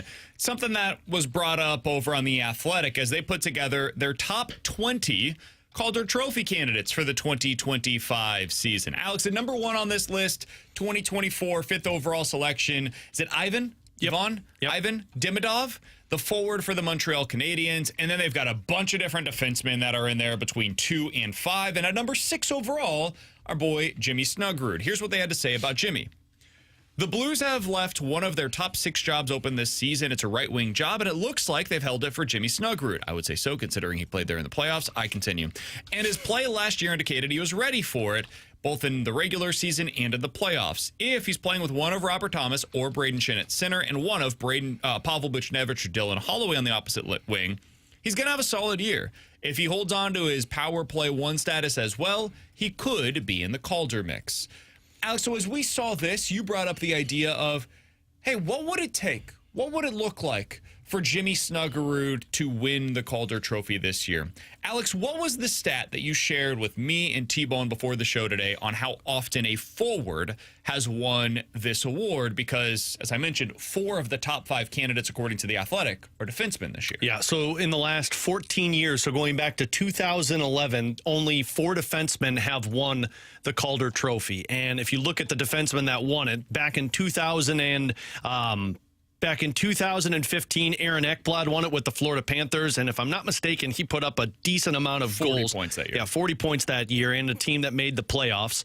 You had Cale Makar, who we all know just had an absurd season. You had Moritz Seider with the Detroit Red Wings, which, go back and look at that 2022 season, nobody really stuck out in terms of the Calder race, and he had a pretty good season in terms of 50 points with Detroit. And then Lane Hudson just did it this past year for Montreal, who was 66 points one of as the a best 20-year-old defensemen. Yeah, like when defensemen do it, they're essentially forwards that are putting up points. Like, it's not like what it was when Barrett Jackman won the Calder Trophy, where it was, hey, he's one of the best shutdown defensemen in the game.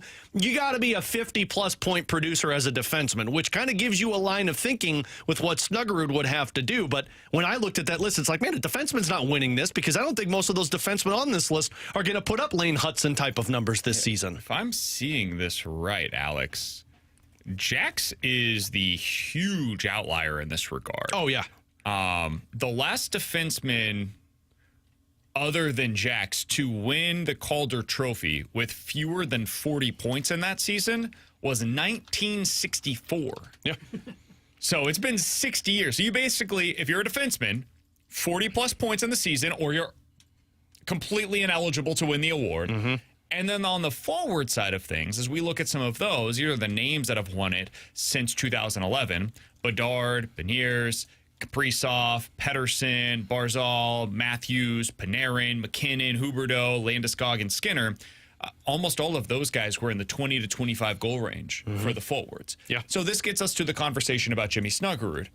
What are your expectations for Snuggerud this year? What do you think he's likely to put up in terms of his goal production? I think I'm almost certain he puts up 20 with the expectation of him to get to 25.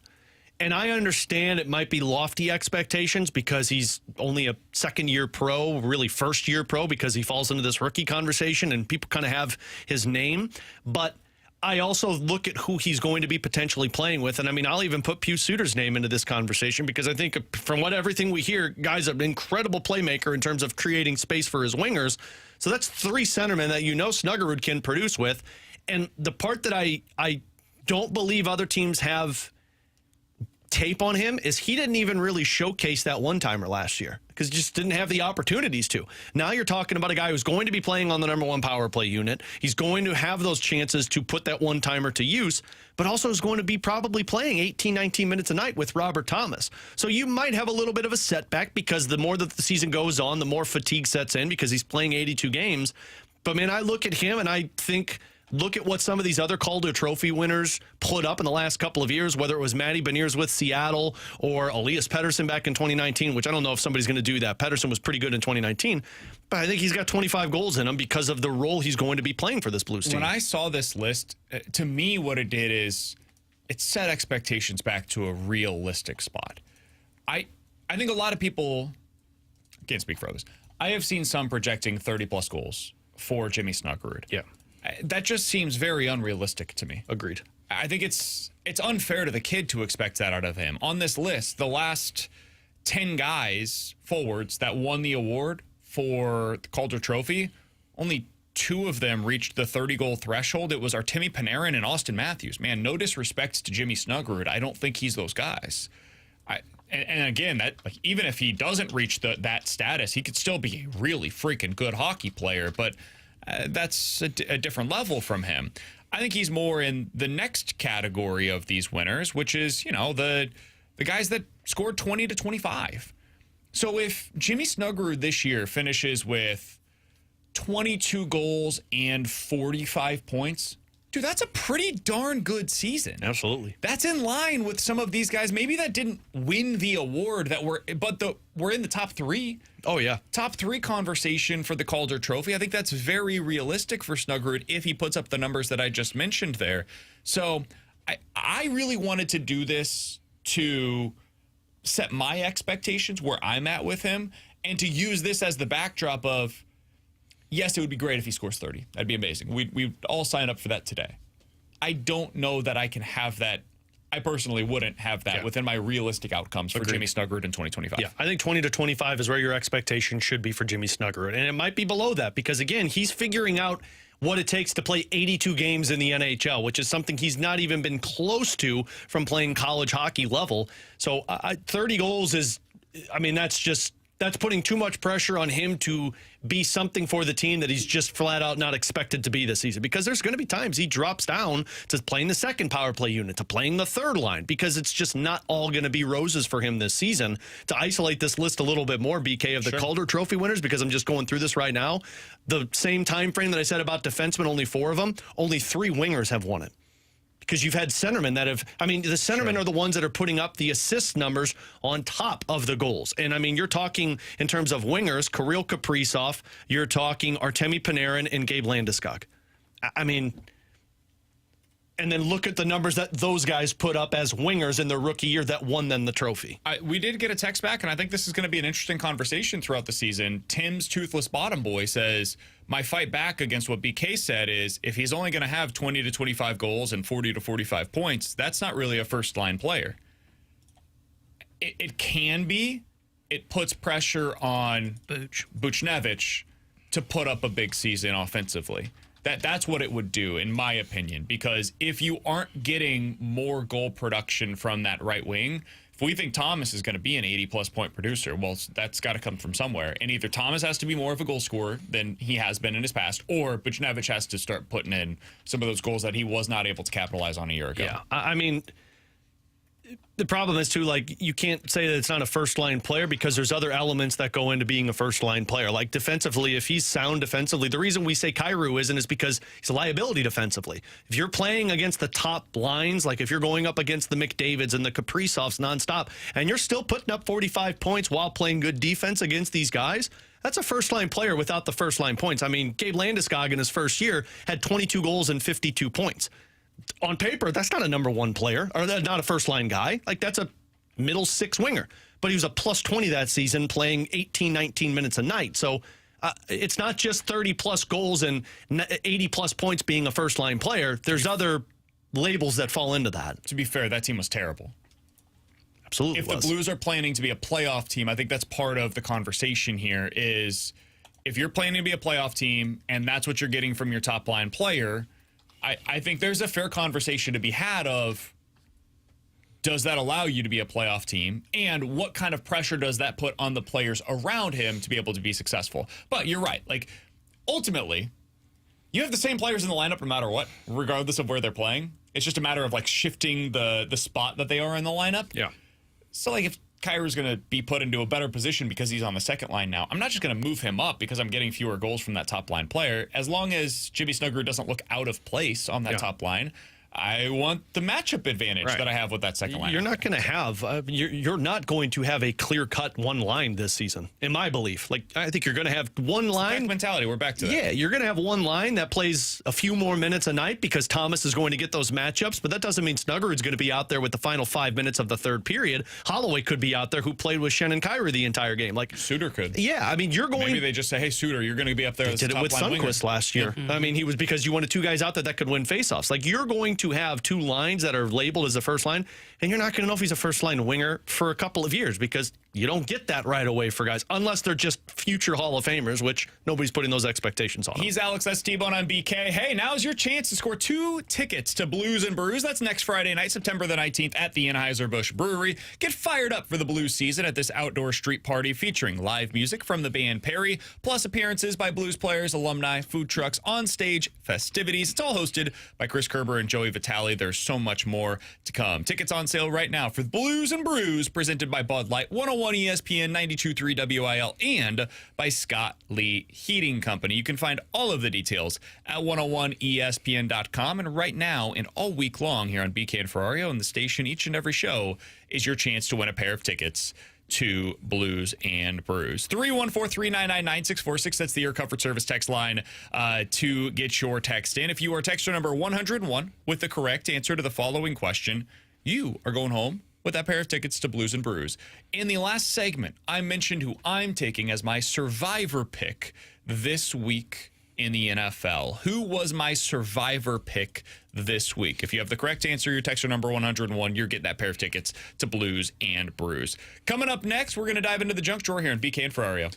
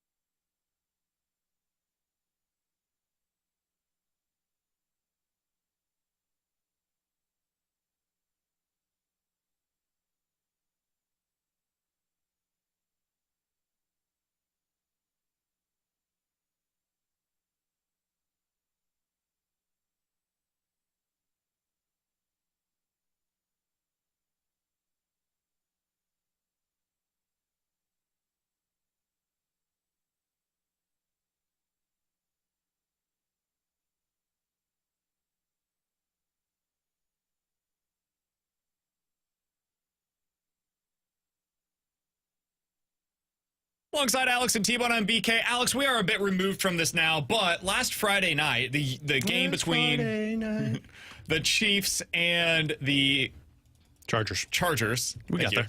I forgot the day yesterday. Commanders. It's not it. I forgot the We're day. just talking about the Commanders. The Chiefs and the Chargers, they were on YouTube. It was the first game of this season on YouTube. It was Rich Eisen on the call. I will say, I thought Derek Carr was really good on the pregame show. I didn't expect to say that. I'm not a fan of Derek Carr. He was very good on the pregame show, and I kind of liked some of what they were trying to do. However, it turned a whole hell of a lot of people off when they saw a bunch of streamers trying to get in on their football action. Count Chris Long among them. Take a listen. I watched the YouTube broadcast of the game in Sao Paulo, and I felt immediately like somebody who was being ushered to an early grave. Like, it just felt like, hey, like, time to die, boomer. Like, you don't know who Destroying is? Time to die. You don't want to see Mr. Beast's like giant pearly white smile as he Squid Games to NFL fans like through a goalpost. No problem. Just go to bed. You're old anyways.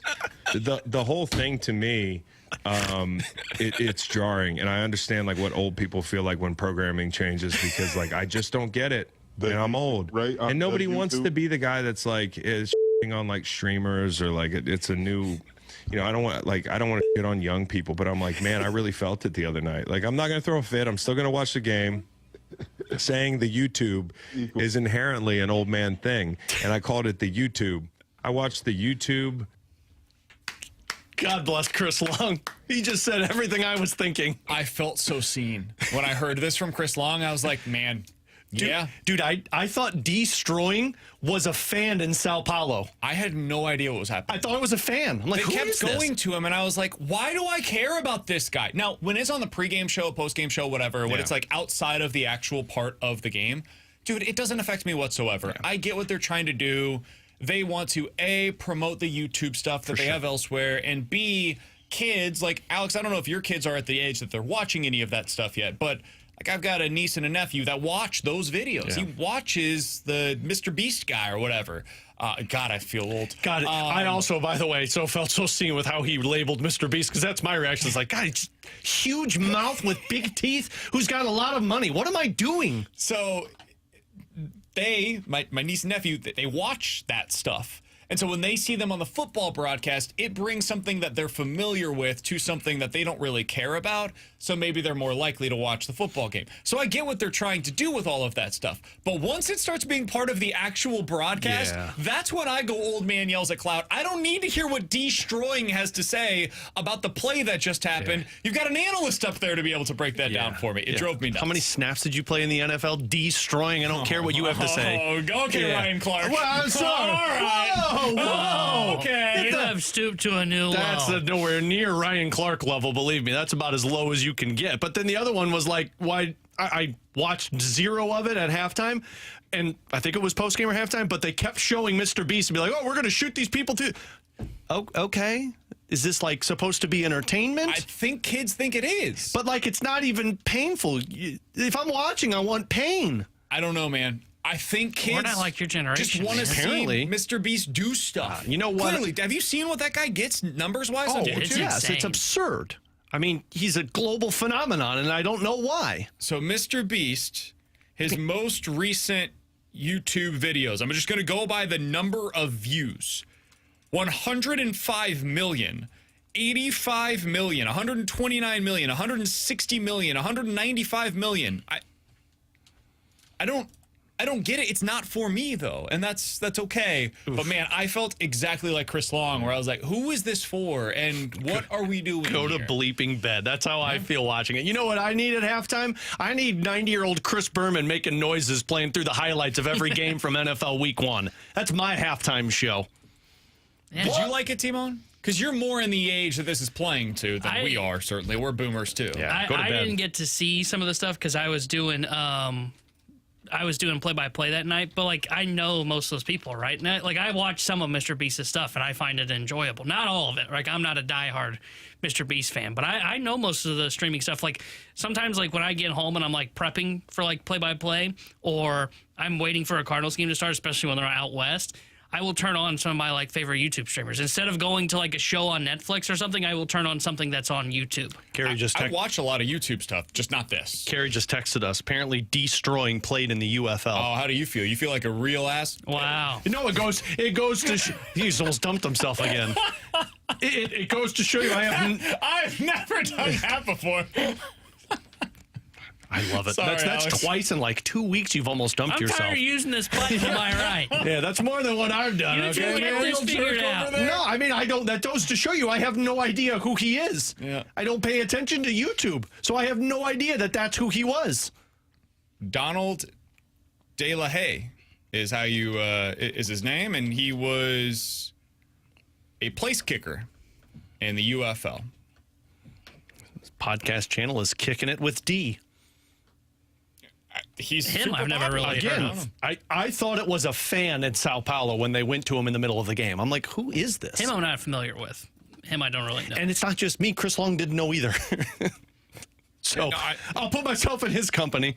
I think that we are representative of 30-plus-year-olds. Yeah. And I think T-Bone is representative of 25 and under. As Chris Long said, go to bed, you bleeping boomer. That's how I felt. Yeah. So it did not bother me for most of the game the way that they did it. Like it's different. It's YouTube, whatever. Like I'm cool with all of that. The in-game stuff is the only place where I was like, I don't know about this. But hey man, more power to you. Yeah. I'm old. It is what it is. It's not for me. He's Alex. That's T-Bone on BK. I was jealous last night, Alex. I have to be honest with you. I was extremely jealous of what I saw from the Seattle Mariners. We'll talk about it next year on 101 ESPN.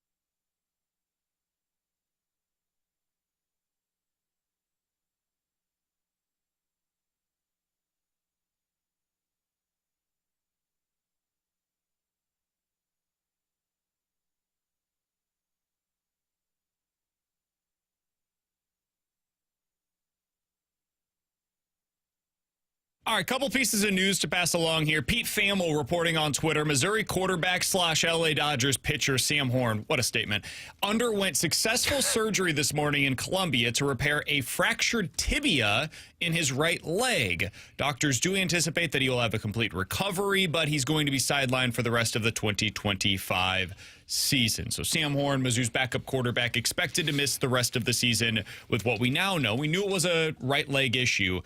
It is a fractured tibia from that first carry in the first game of the season against Central Arkansas. Wish Sam Horn nothing but the best. I hope he goes out and crushes it with the LA Dodgers while he's in their organization. Other piece of news to pass along, this one we just got from the NHL. Zach Dean is going to receive care from the NHLPA Player Assistant Program. The news release says this: the NHL Player Association and the NHL announced today that forward Zach Dean of the St. Louis Blues will be unavailable to his club for an indefinite period while he receives care for the Player Assistant Program in the NHL. Under the terms of the joint program, he will return to the club when cleared for on-ice competition by the program administrators. We know nothing more than that. That is all we can pass along at this point in time. Hope everything is okay for Zach Dean, but that is the news to pass along. Maybe we'll get an update next week as we go out to Blues camp. Typically, though, they can't really say much about these things, so I would expect really not much until we get the next update. Yeah, you feel for the guy because he's dealt with injuries so much over the last couple of years for the Blues. I think he only played like 14 games for the Blues last year because of injuries. So you just hope for the best for, 22 years old in the Blues organization. All right, and another piece of news to pass along. This one coming from Derek Gould of the St. Louis Post-Dispatch. We knew this was coming. That the Arizona Fall League rosters were expected to be announced today. Chin Wei-Lin, one of their big pitchers that they signed internationally a couple of years ago, and Travis Honeymoon are among the group selected from the Cardinals roster for the Arizona Fall League. Have not seen the full announcement of rosters, but that's at least a couple of the Cardinals that are expected to be taking some of their opportunities out of the Arizona Fall League. For those that aren't familiar with the way that this works, Cardinals are able to select, I think it's like 5 players now that are able to go down to the Arizona Fall League. Typically, they're guys that the Cardinals organization is high on and thinks that they'll have some kind of an opportunity to reach the big leagues in some capacity within the next year or two. Last year, I know there were a lot of position players that have since become big leaguers. Like Nathan Church was one of those players that went down to the Arizona Fall League a year ago. So typically, it's almost a list of players that, as a Cardinals fan, you should have on your watch list of, okay, this guy's going to be interesting in the foreseeable future for the Cardinals. So those are 2 names that we have right now. I would assume that we'll get more of those as we continue to go along here. Alex, on the Cardinal side of things last night, in the game, all I could think is how jealous I was of what the Mariners have. The Randy Arozarena home run, Josh Naylor, just the guy makes plays. He's a really fun player. He's kind of their version of Alec Burleson. But then they've got the homegrown superstars, one that is probably going to be the American League MVP this year in Cal Raleigh. And then Julio Rodriguez, that play that he made in center field was absolutely ridiculous. And he's having a really good offensive season this year as well for a guy that plays Gold Glove defense in center field. So you've got Raleigh and Julio, who are their homegrown studs. They're batting, no surprise here, 2-3 in their lineup. And then they're surrounded. They have the supplementary talent now of Randy A., who, Eugenio Suarez, Josh Naylor. Like, they just have a really fun team. And as a Cardinals fan, I just thought to myself, man, I so desperately want what you have.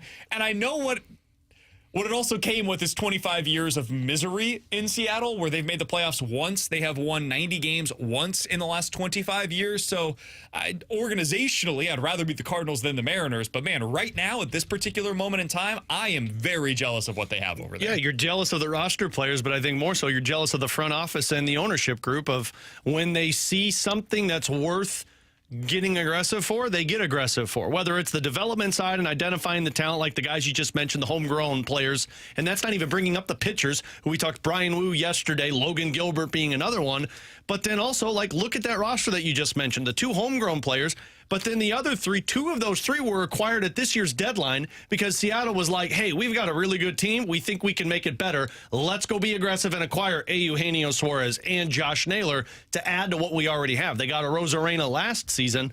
I mean, I'm with you. Like, I'm jealous of watching teams that don't fall under the umbrella of the Dodgers or the Phillies that have all of this money, the Mets that they can just throw at the top free agents, but they see moves that make their team better and they say, cool, let's go do this. But it all starts with talent evaluation and it starts with development, because you don't make those moves for those guys unless you have Cal Raleigh, Julio Rodriguez, Logan Gilbert, Brian Wu, the 4 guys that are the faces of your team that you've developed internally. Yeah, I just love the fact that they were willing to be aggressive and really supplement that team at the trade deadline. And that's never been a thing. Jerry DiPoto's always been a guy that's willing to churn through his roster and make the moves of maybe they're the same team, but at least he's willing to kind of shuffle the lawn chairs a little bit and say, okay, maybe we try it this way around and see if it works. And the answer has been, hey, it hasn't worked for them a lot. But I like the fact that, hey, look, they had offense that they needed to add to this team because they have such great pitching. And they went out there and they added the pieces they needed. They needed a third baseman, so they got Suarez. They needed a first baseman. They got Josh Naylor. And now they should be a team that feels kind of complete. It's a little odd to see that they're kind of still battling for their playoff lives. But I love the fact that they went out there and made the aggressive moves. It's a thing that they did to get over that line, right? We talk about the line for the Cardinals all the time. They get to that line, and it's like, oh, boy, you're one piece away from going from, like, 90 wins, fringe 90-win team to, okay, maybe you're that 93 to 95 and a true contender, and they never made that move. Mariners went out and made that move this year at the trade deadline. He's T-Bone, that's Alex, I'm BK. Coming up in about 15 minutes, we'll get back into the Blues with something that Alex saw on Twitter today. An interesting conversation with Justin Carbonneau. But next, 314-399-9646. That's the Air Comfort Service text line for, believe it or not, an early edition of Believe It or Not this week here on BK and Ferrario.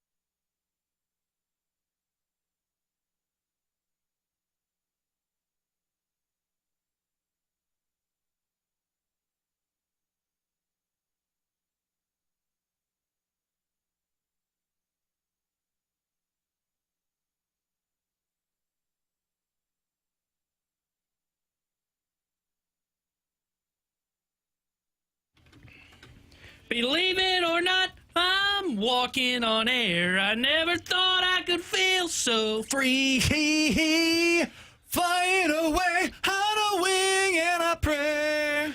Who could it be? Believe it or not, it's just me. Flying away. 314-399-9646 is the Air Comfort Service text line for Believe It or Not. You guys give us a scenario. We will tell you if we are believing it or not here on 101 ESPN. T-Bone was excellent today.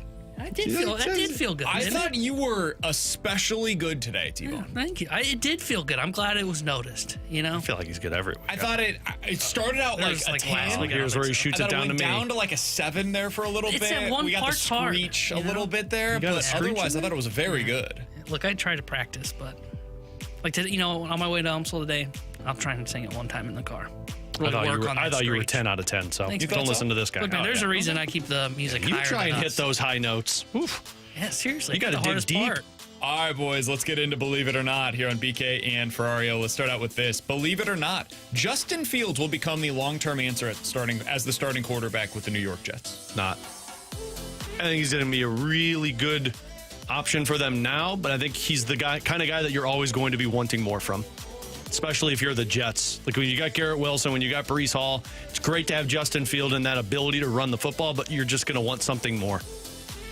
Oh man, I'm gonna say believe it. Ooh, he's in. And the reason, it's not so much that I'm like, boy, Justin Fields gotta give that guy, $200 million contract. But man, like if you can just get a guy that you can run this offense around for like the next 5 years and you can be a 10-win-ish team as your ceiling, man, when you're the Jets, like that's a huge win considering where you have been. You end up probably getting stuck in like the Baker Mayfield kind of purgatory, which is, hey, like, man, this guy's good, but he's never going to get us over the top unless we have a perfect roster around him. If you're the Jets, at least you get to this point. I was about to say, having Baker Mayfield would be pretty nice right now for the Yeah. Jets. That'd be one of their best quarterbacks in the last 20 years. Yeah, I think you have to do, because like you can say, well, we want to do the upgrade, right? We want to go the draft route. Man, the grass is not always greener on the other side. And if Fields can do what he did in week 1 consistently, yeah, he's probably your answer at starting quarterback. All right, we got a few things that I want to react to real quick from the 217. The singing has grown on me. Appreciate that, 217. From DJ Patty Cakes. T-Bone practices in the mirror with the corn dog as the mic. I can absolutely visualize Hot dog. that. He doesn't do corn dogs. And Ghostface are Gaming says, Revenge of the Nerds, believe it or not. Absolutely believe it. That's kind of our show's theme. Alex? Revenge of the Nerds? I mean, let's be honest here, man. Look at us. Speak for yourself, dog. I'm an eye test guy. I would say we're easily the most unathletic show on the station. Oh, that doesn't mean we're I nerds. Just means we're I was a unathletic. college athlete. Play tennis. I exercise. Whoa, that was not needed. I exercise. Also played.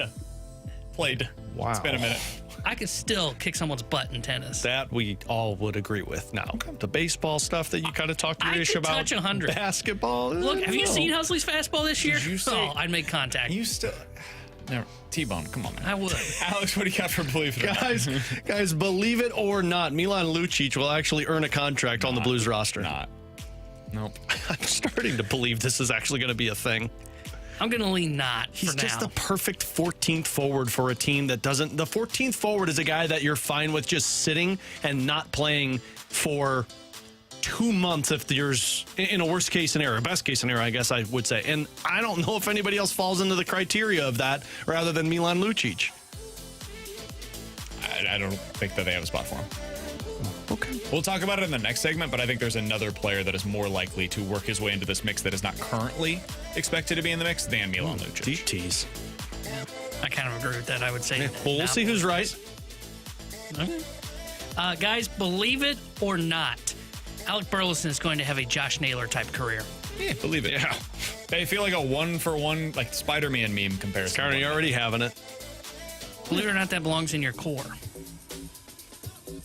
For what type of team? Let me. The Cardinals. Oh, then yes. Oh, do we have a question? Yeah, I've got a follow-up real quick. When you say your core, are you saying like he's consistently batting 3, 4, 5 for you? Or are you saying he's a guy that could be here for the next 5 years? I'm thinking more of a guy that could be here for the next 5 years because Yeah. anybody can hit Believe it. 3, 4, 5. Yes, I'll believe that I don't see any reason. This is where I get confused a little bit, or I struggle with the core conversation.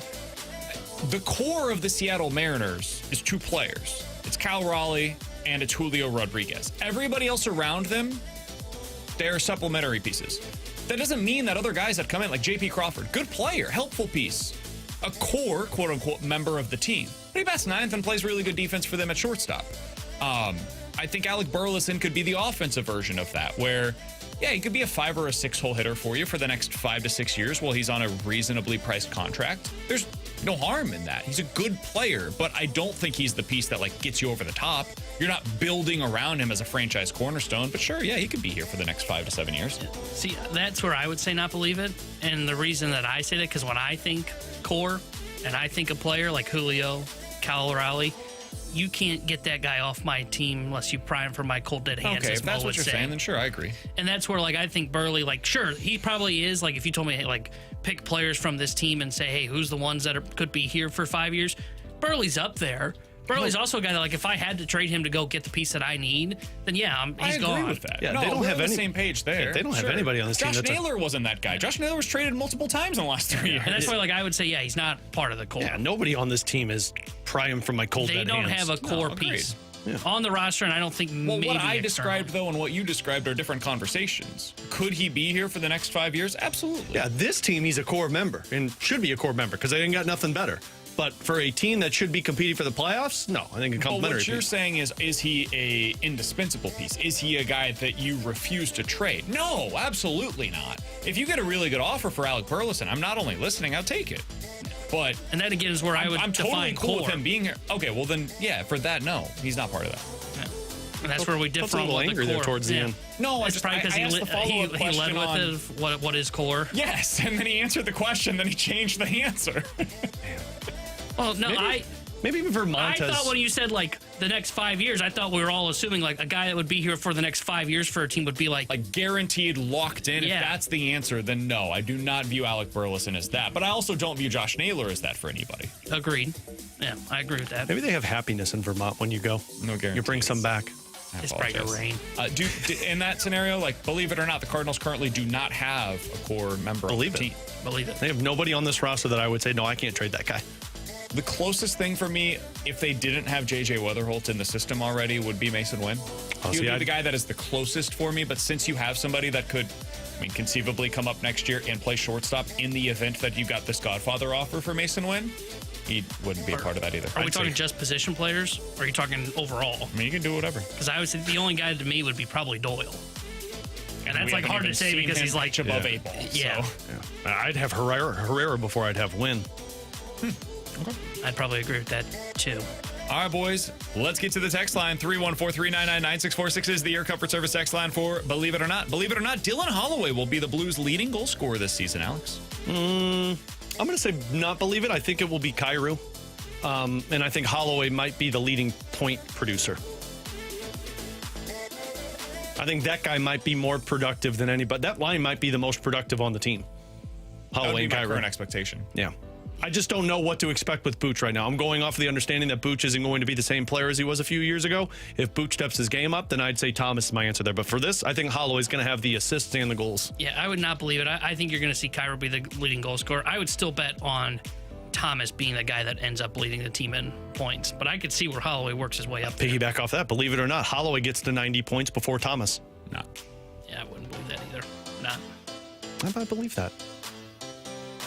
Just Saying depends on how they use that line. And if Holloway gets wild with Thomas. things. I was about to say, I think the thing that could put you there is Holloway playing on the top line. Because then with he's more Robert. offense in terms of goals.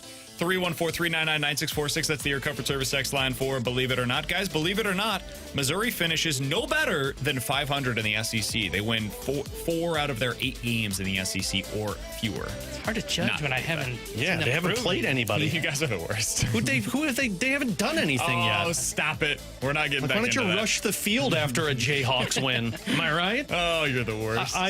I think they. You're a bad guy. You Yeah, I know that. I know You're a that. bad guy. Are you kidding me? Absolutely, I know that. South Carolina, Bama, Auburn, Vandy, Texas A&M, Mississippi State, Oklahoma, and Arkansas. Those are their 8 games in the SEC. I'd say not believe this. I think they at least win at the minimum 5. Yeah, I would not believe this either. Like, I got 2, what I would put in the category of automatic wins, Mississippi State, Arkansas.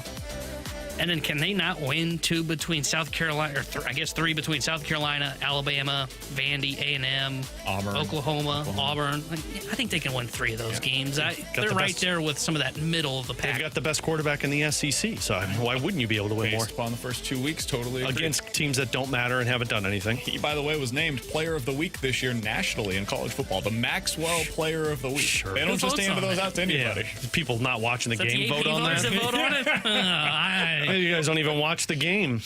Believe it or not, guys, the Chiefs will start 0-2. Believe it. I am picking the Eagles this week. I will believe it as well. This team could start 0-5, and I still wouldn't be panicking. They feel a lot like, I said this about the Rams, I think it was last year. It's either last year or 2 years ago. I think it was last year.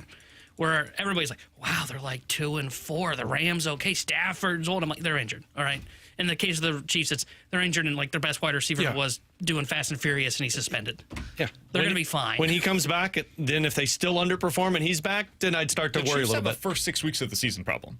Yeah. That doesn't mean the Chiefs are bleeped, but it means that it gets a little harder for them. And then they'll their acquire. path is going to be less clear. Yeah. Like what happens when you start, 2-4, 3-5, whatever it may be for them, is now you're probably not getting that 1 seed, which means you will have to play one of the Ravens or the Bills in that divisional round, and then the other on the road in the AFC Championship game. That's where things get really difficult. That's the most difficult path that you can take in the AFC right now.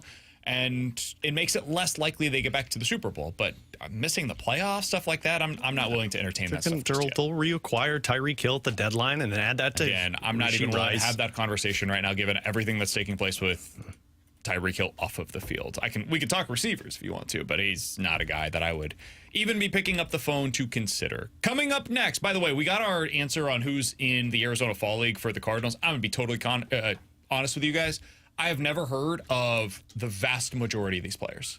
So the 2 that I mentioned in the last segment, those are the 2 that are like real prospect status. Everybody else, there's like 4 relievers here and a couple of outfielders that I wasn't super familiar with their games. So they're handling this very differently than they have in the past, which is understandable. A lot of stuff's going to be done differently than it has been done in the past now that Chaim Bloom is the one that is making decisions. This is really, by the way, the first big decision that Chaim Bloom has made is which prospects will be going to play in the Arizona Fall League. And already, this is a difference. This is not the way that the Cardinals have approached the Arizona Fall League in the past. Well, and I think this kind of reaffirms what we said about the position player side. Pitching, we knew, like, hey, they were far away in that. But we said this in the offseason, or coming into the season. Hey, if this core, this group of players that they have right now, doesn't pan out, they have nothing really coming. And you're really kind of seeing that here, I think. I view it a little differently. I think they're hiding their prospects.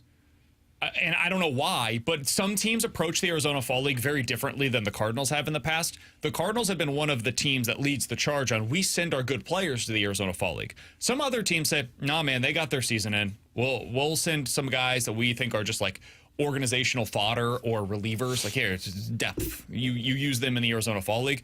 Maybe the Cardinals are changing their entire approach to how they view the Arizona Fall League and the value of sending guys down there. So it could be your thing as well, T-Bone. It's entirely possible. I think there are multiple different ways that we could view this. We just won't know for like 3 to 5 years what the actual answer is on something like this. But it's our first breadcrumb on what the Chaim Bloom era, Chaim Bloom experience is going to Keep be. getting those breadcrumbs that absolutely breadcrumb. mean nothing.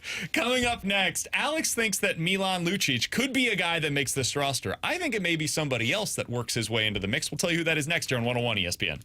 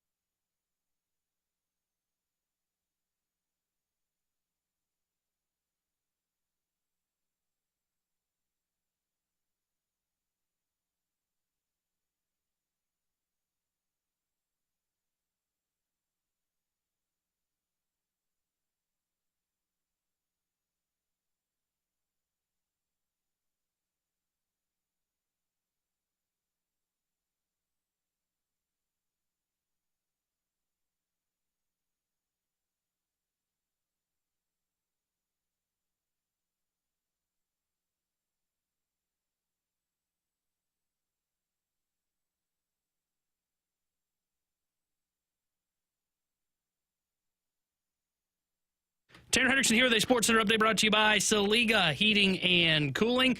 Cardinals ended up falling to the Seattle Mariners last night, and they are on the verge of being swept if they can't win tonight. 8:40 will be first pitch, as we will see Michael McGreevy on the mound for the Cardinals. Logan Gilbert will be on the mound for Seattle. The Sports Center update is brought to you by Saliga Heating and Cooling, a Daikin heating and air conditioning dealer.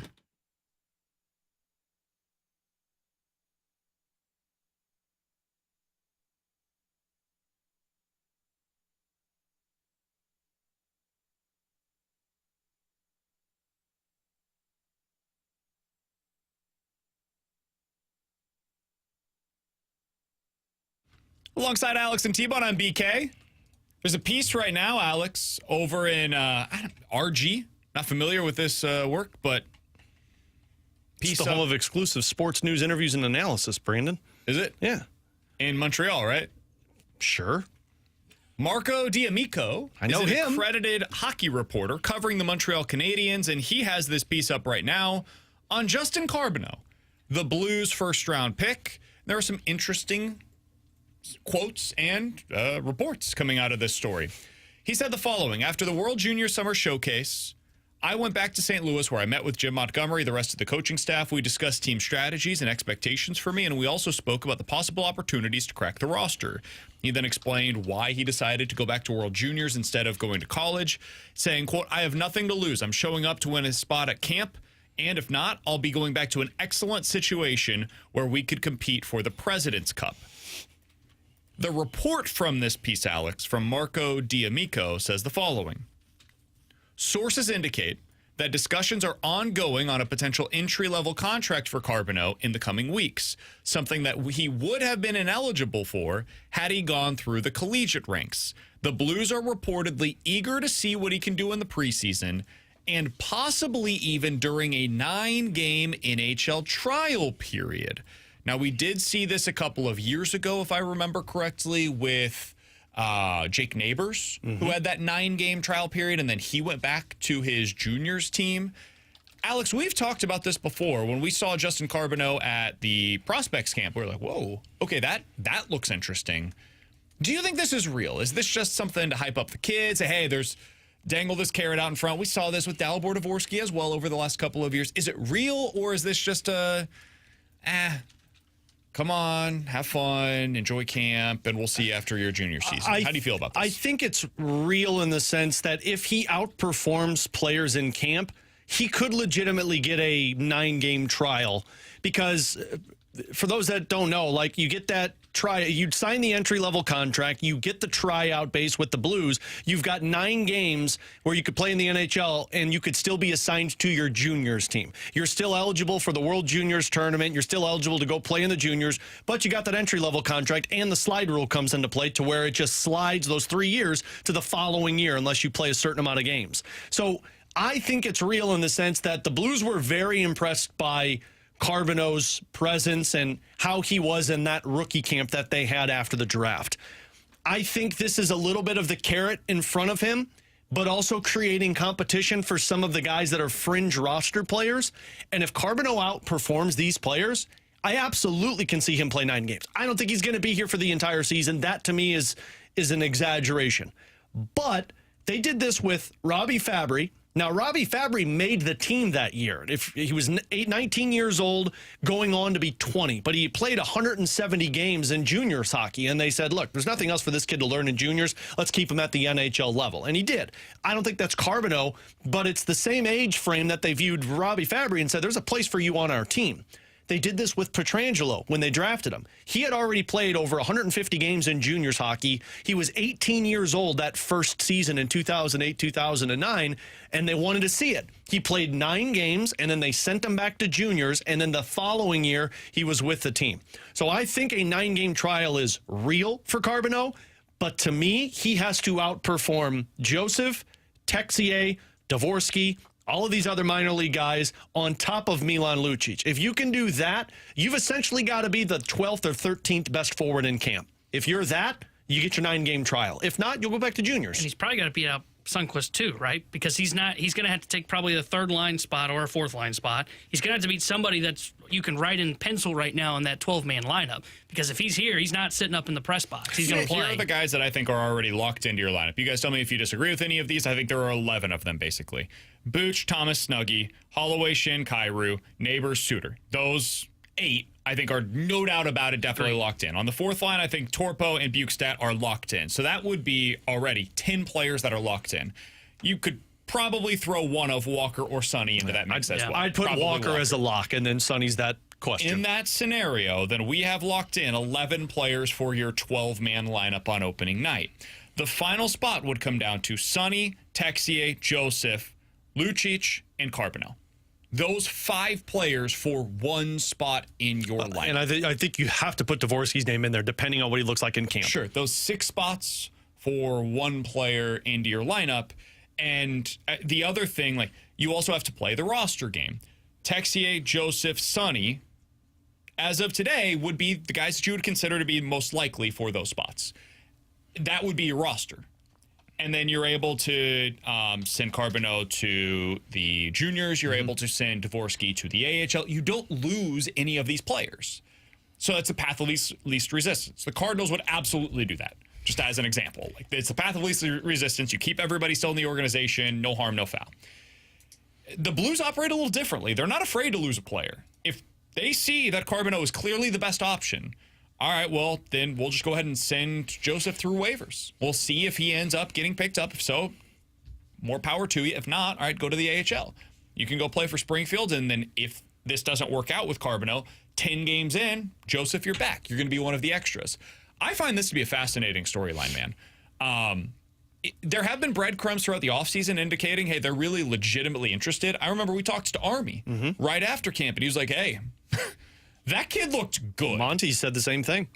So I'm willing to believe it just because in the past we have seen them go down this path before, and it's not as though you waste a year or something. It's 9 games. There's no trial period. There's literally no downside. Give them a to taste of the except NHL. for potentially losing one of these players. Sure, but like, if that's the case for your is- 14th forward, we've got bigger roster questions. And I that think. does potentially, though, limit your flexibility if this doesn't work out. So, like, let's operate it right now, the downside of it, right? Okay, you get 10 games in, you realize Carbonneau's not the guy. He's not ready to be at this level, and he needs to go back to juniors. Now, in the event that you sent, let's say it's Joseph through waivers, and you lost him, you no longer have that option to be your 14th forward. How big of a deal is that to you? That's up for everybody to decide, but that is the quote-unquote downside. Those are also answers that you get in camp, too, because in camp, you can look at it and say, like, okay, well, we've got 3 guys. Let's say it's Dvorsky, Stenberg, and Kaskamaki. We got 3 guys that are fringe NHL players that middle of the season, we feel like they're probably ready. Can we get to the middle of the season if we don't have the depth that we need? I think this is real in the sense that, look, you're going to find out what he can look like in this one. And the other factor into it, too, to your point, BK, is I don't expect a Matthew Joseph to get claimed on waivers because somebody's taking on that $3 million. And so if he goes through waivers, well, now he's going to the minor leagues, and it's the conversation of, hey, look, you might be back at some point. We just don't know. For right now, you don't have a spot on this roster. The way, and JR and I talked about this with Donnie on the podcast a few episodes ago, they always do these 13th and 14th forwards differently in terms of teams. Like, the Blues are going to carry 7 defensemen, and they're going to carry 2 goaltenders, which means they're going to carry 14 forwards. The 13th forward is a guy that you like to rotate in every once in a while. And with Sundqvist being the expected 12th forward, the 13th guy is probably an Alex Texier, to where it's like, look, he can come in, he can come out. We just don't want him sitting for a long period of time. The 14th forward is typically a guy that you look at and you say, I don't care if he sits for a month or 2. When he comes in, we know what to expect out of him. Maybe that's Joseph. I don't know if Joseph's going to be fine with sitting for that long. He has to be if he's here. Yeah, it's why I find the Carbonneau thing fascinating, because if they like Milan Lucic, Lucic is probably going to be fine with sitting for a long period of time. Does Lucic get a contract, go to the minors along with Matthew Joseph? Carbonneau gets the trial, and then the decision is to bring back one of these guys and have them as the 14th I think forward. that's the ideal scenario. Is those guys accept a spot in Springfield, they're your depth forwards, and now you have lost nothing. You get this 9-game trial period, and you find out what he has. Now, all of this is assuming that he comes in and dominates camp the way that he dominated development camp, which is not a guarantee at all. It is also this. He's 18 years old. What we are talking about is extraordinarily rare in the NHL. There are very few players that come in and immediately have success at the NHL level at the age of 18. In fact, if you go back over the last 5 years, here's the entire list of them that played at least half of the season at the age of 18. Macklin Celebrini last year, God, that guy was good. Connor Bedard, he was not good. Zach Benson for Buffalo. Cole Sillinger for the Columbus Blue Jackets back in 2022. And then Capo Caco and Jack Hughes in 2020. 6 players in the last 5 years. It's rare. It does not happen often. It's typically about one a year that ends up doing something like this. And then you've got Andrei Sveshnikov, Rasmus Dahlin, Patrick Laine, Jacob Chikrin, end of list over the last decade. If he does this, it would suggest this guy's going to be a stud. Yeah. Because most of the players that are on this list go on to have really successful NHL careers, and the Blues might have found a diamond in the rough in the middle of the first round. You're seeing a lot of these redrafts right now on The Athletic that they've been doing. You're going to look on Carbonneau probably a couple years from now, and people are going to be saying that guy was a top 10 pick just because of the projection with this. I'm seeing a lot of people react on our YouTube chat and on the text line saying, I don't want to burn a year of his eligibility. This does nothing. Like, unless he makes the team and plays, I think it's 45 games, doesn't burn anything with his entry-level contract. It's like with Dvorsky last year. Yeah, it's the slide rule. You sign into the entry level. If you play 9 games, you go back to juniors, and then in 3 years, entry starts the next time he plays 45 games. So you have that ability, and it also has nothing to do with his World Juniors tournament eligibility. Because if he goes back to juniors 9 games in, he's still eligible to play in the World Juniors. He's still eligible to play in the World Juniors if he makes this roster because he's under the age of 21 or under the age of 17, whatever it is.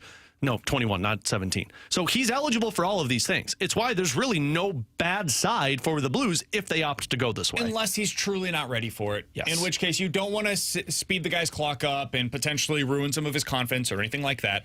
All of this requires, the starting point is, the guy's great at camp the way that he was at development camp. It's a fun storyline to monitor. We'll certainly be doing just that as we go out to Blues training camp next week. That's crazy, man. We are 1 week away from us going out to Blues camp for the start of training camp. Blues and Brews next Friday night. Information at 101ESPN.com. For Alex and T-Bone, I'm BK. We'll get into the rewind next year on 101 ESPN.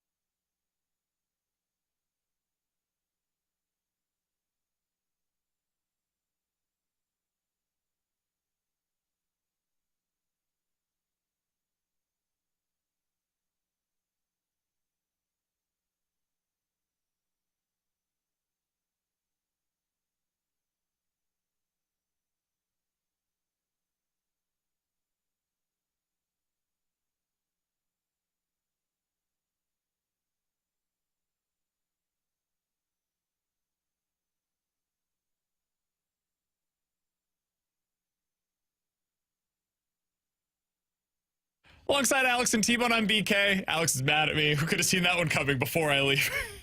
No, that's a good thing, though. I'm mad at you. Go away for 4 days, and when you come back, maybe I'll feel a little bit better about you. Like I said, maybe go find some kindness in Vermont. No guarantees. Maybe on a that coat, one. too, out in Burlington. If you guys missed anything from today's show, be sure to check it out on the podcast page. 101ESPN.com. The free 101 ESPN app is where you go to find it. It's all sponsored by Schaefer Door Company. that 101 ESPN app. Super easy to use, free to download, and it is sponsored by Dobbs Tire and Auto Centers. I would give today's show 8.5. He said 8.5. Yeah, switched it up. I was going to go let's see. 8.6, We got but then I dropped it a little bit. because Alex is mad at me. Three blue segments today. Yeah, that's We pretty had good. 3 blue. Oh, yeah. man. Only what? 2 Cardinal an hour. segments?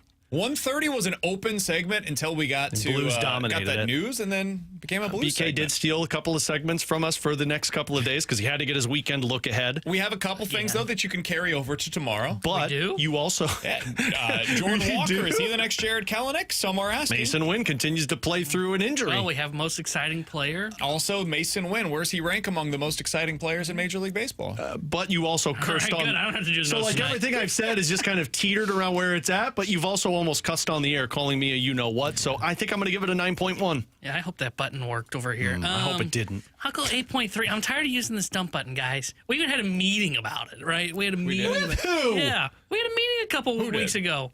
Everybody. Remember we had to take FCC training. That wasn't a Oh, meeting. That was a yeah. You training. haven't learned anything. That was a BK. class that we had I've to dumped pass. you once, and you almost did it one time when I had my back turned and was messing with our You YouTube. didn't even have to dump me today. I didn't say anything. Oh, God, I loved I it. said the first part. I didn't say the second part.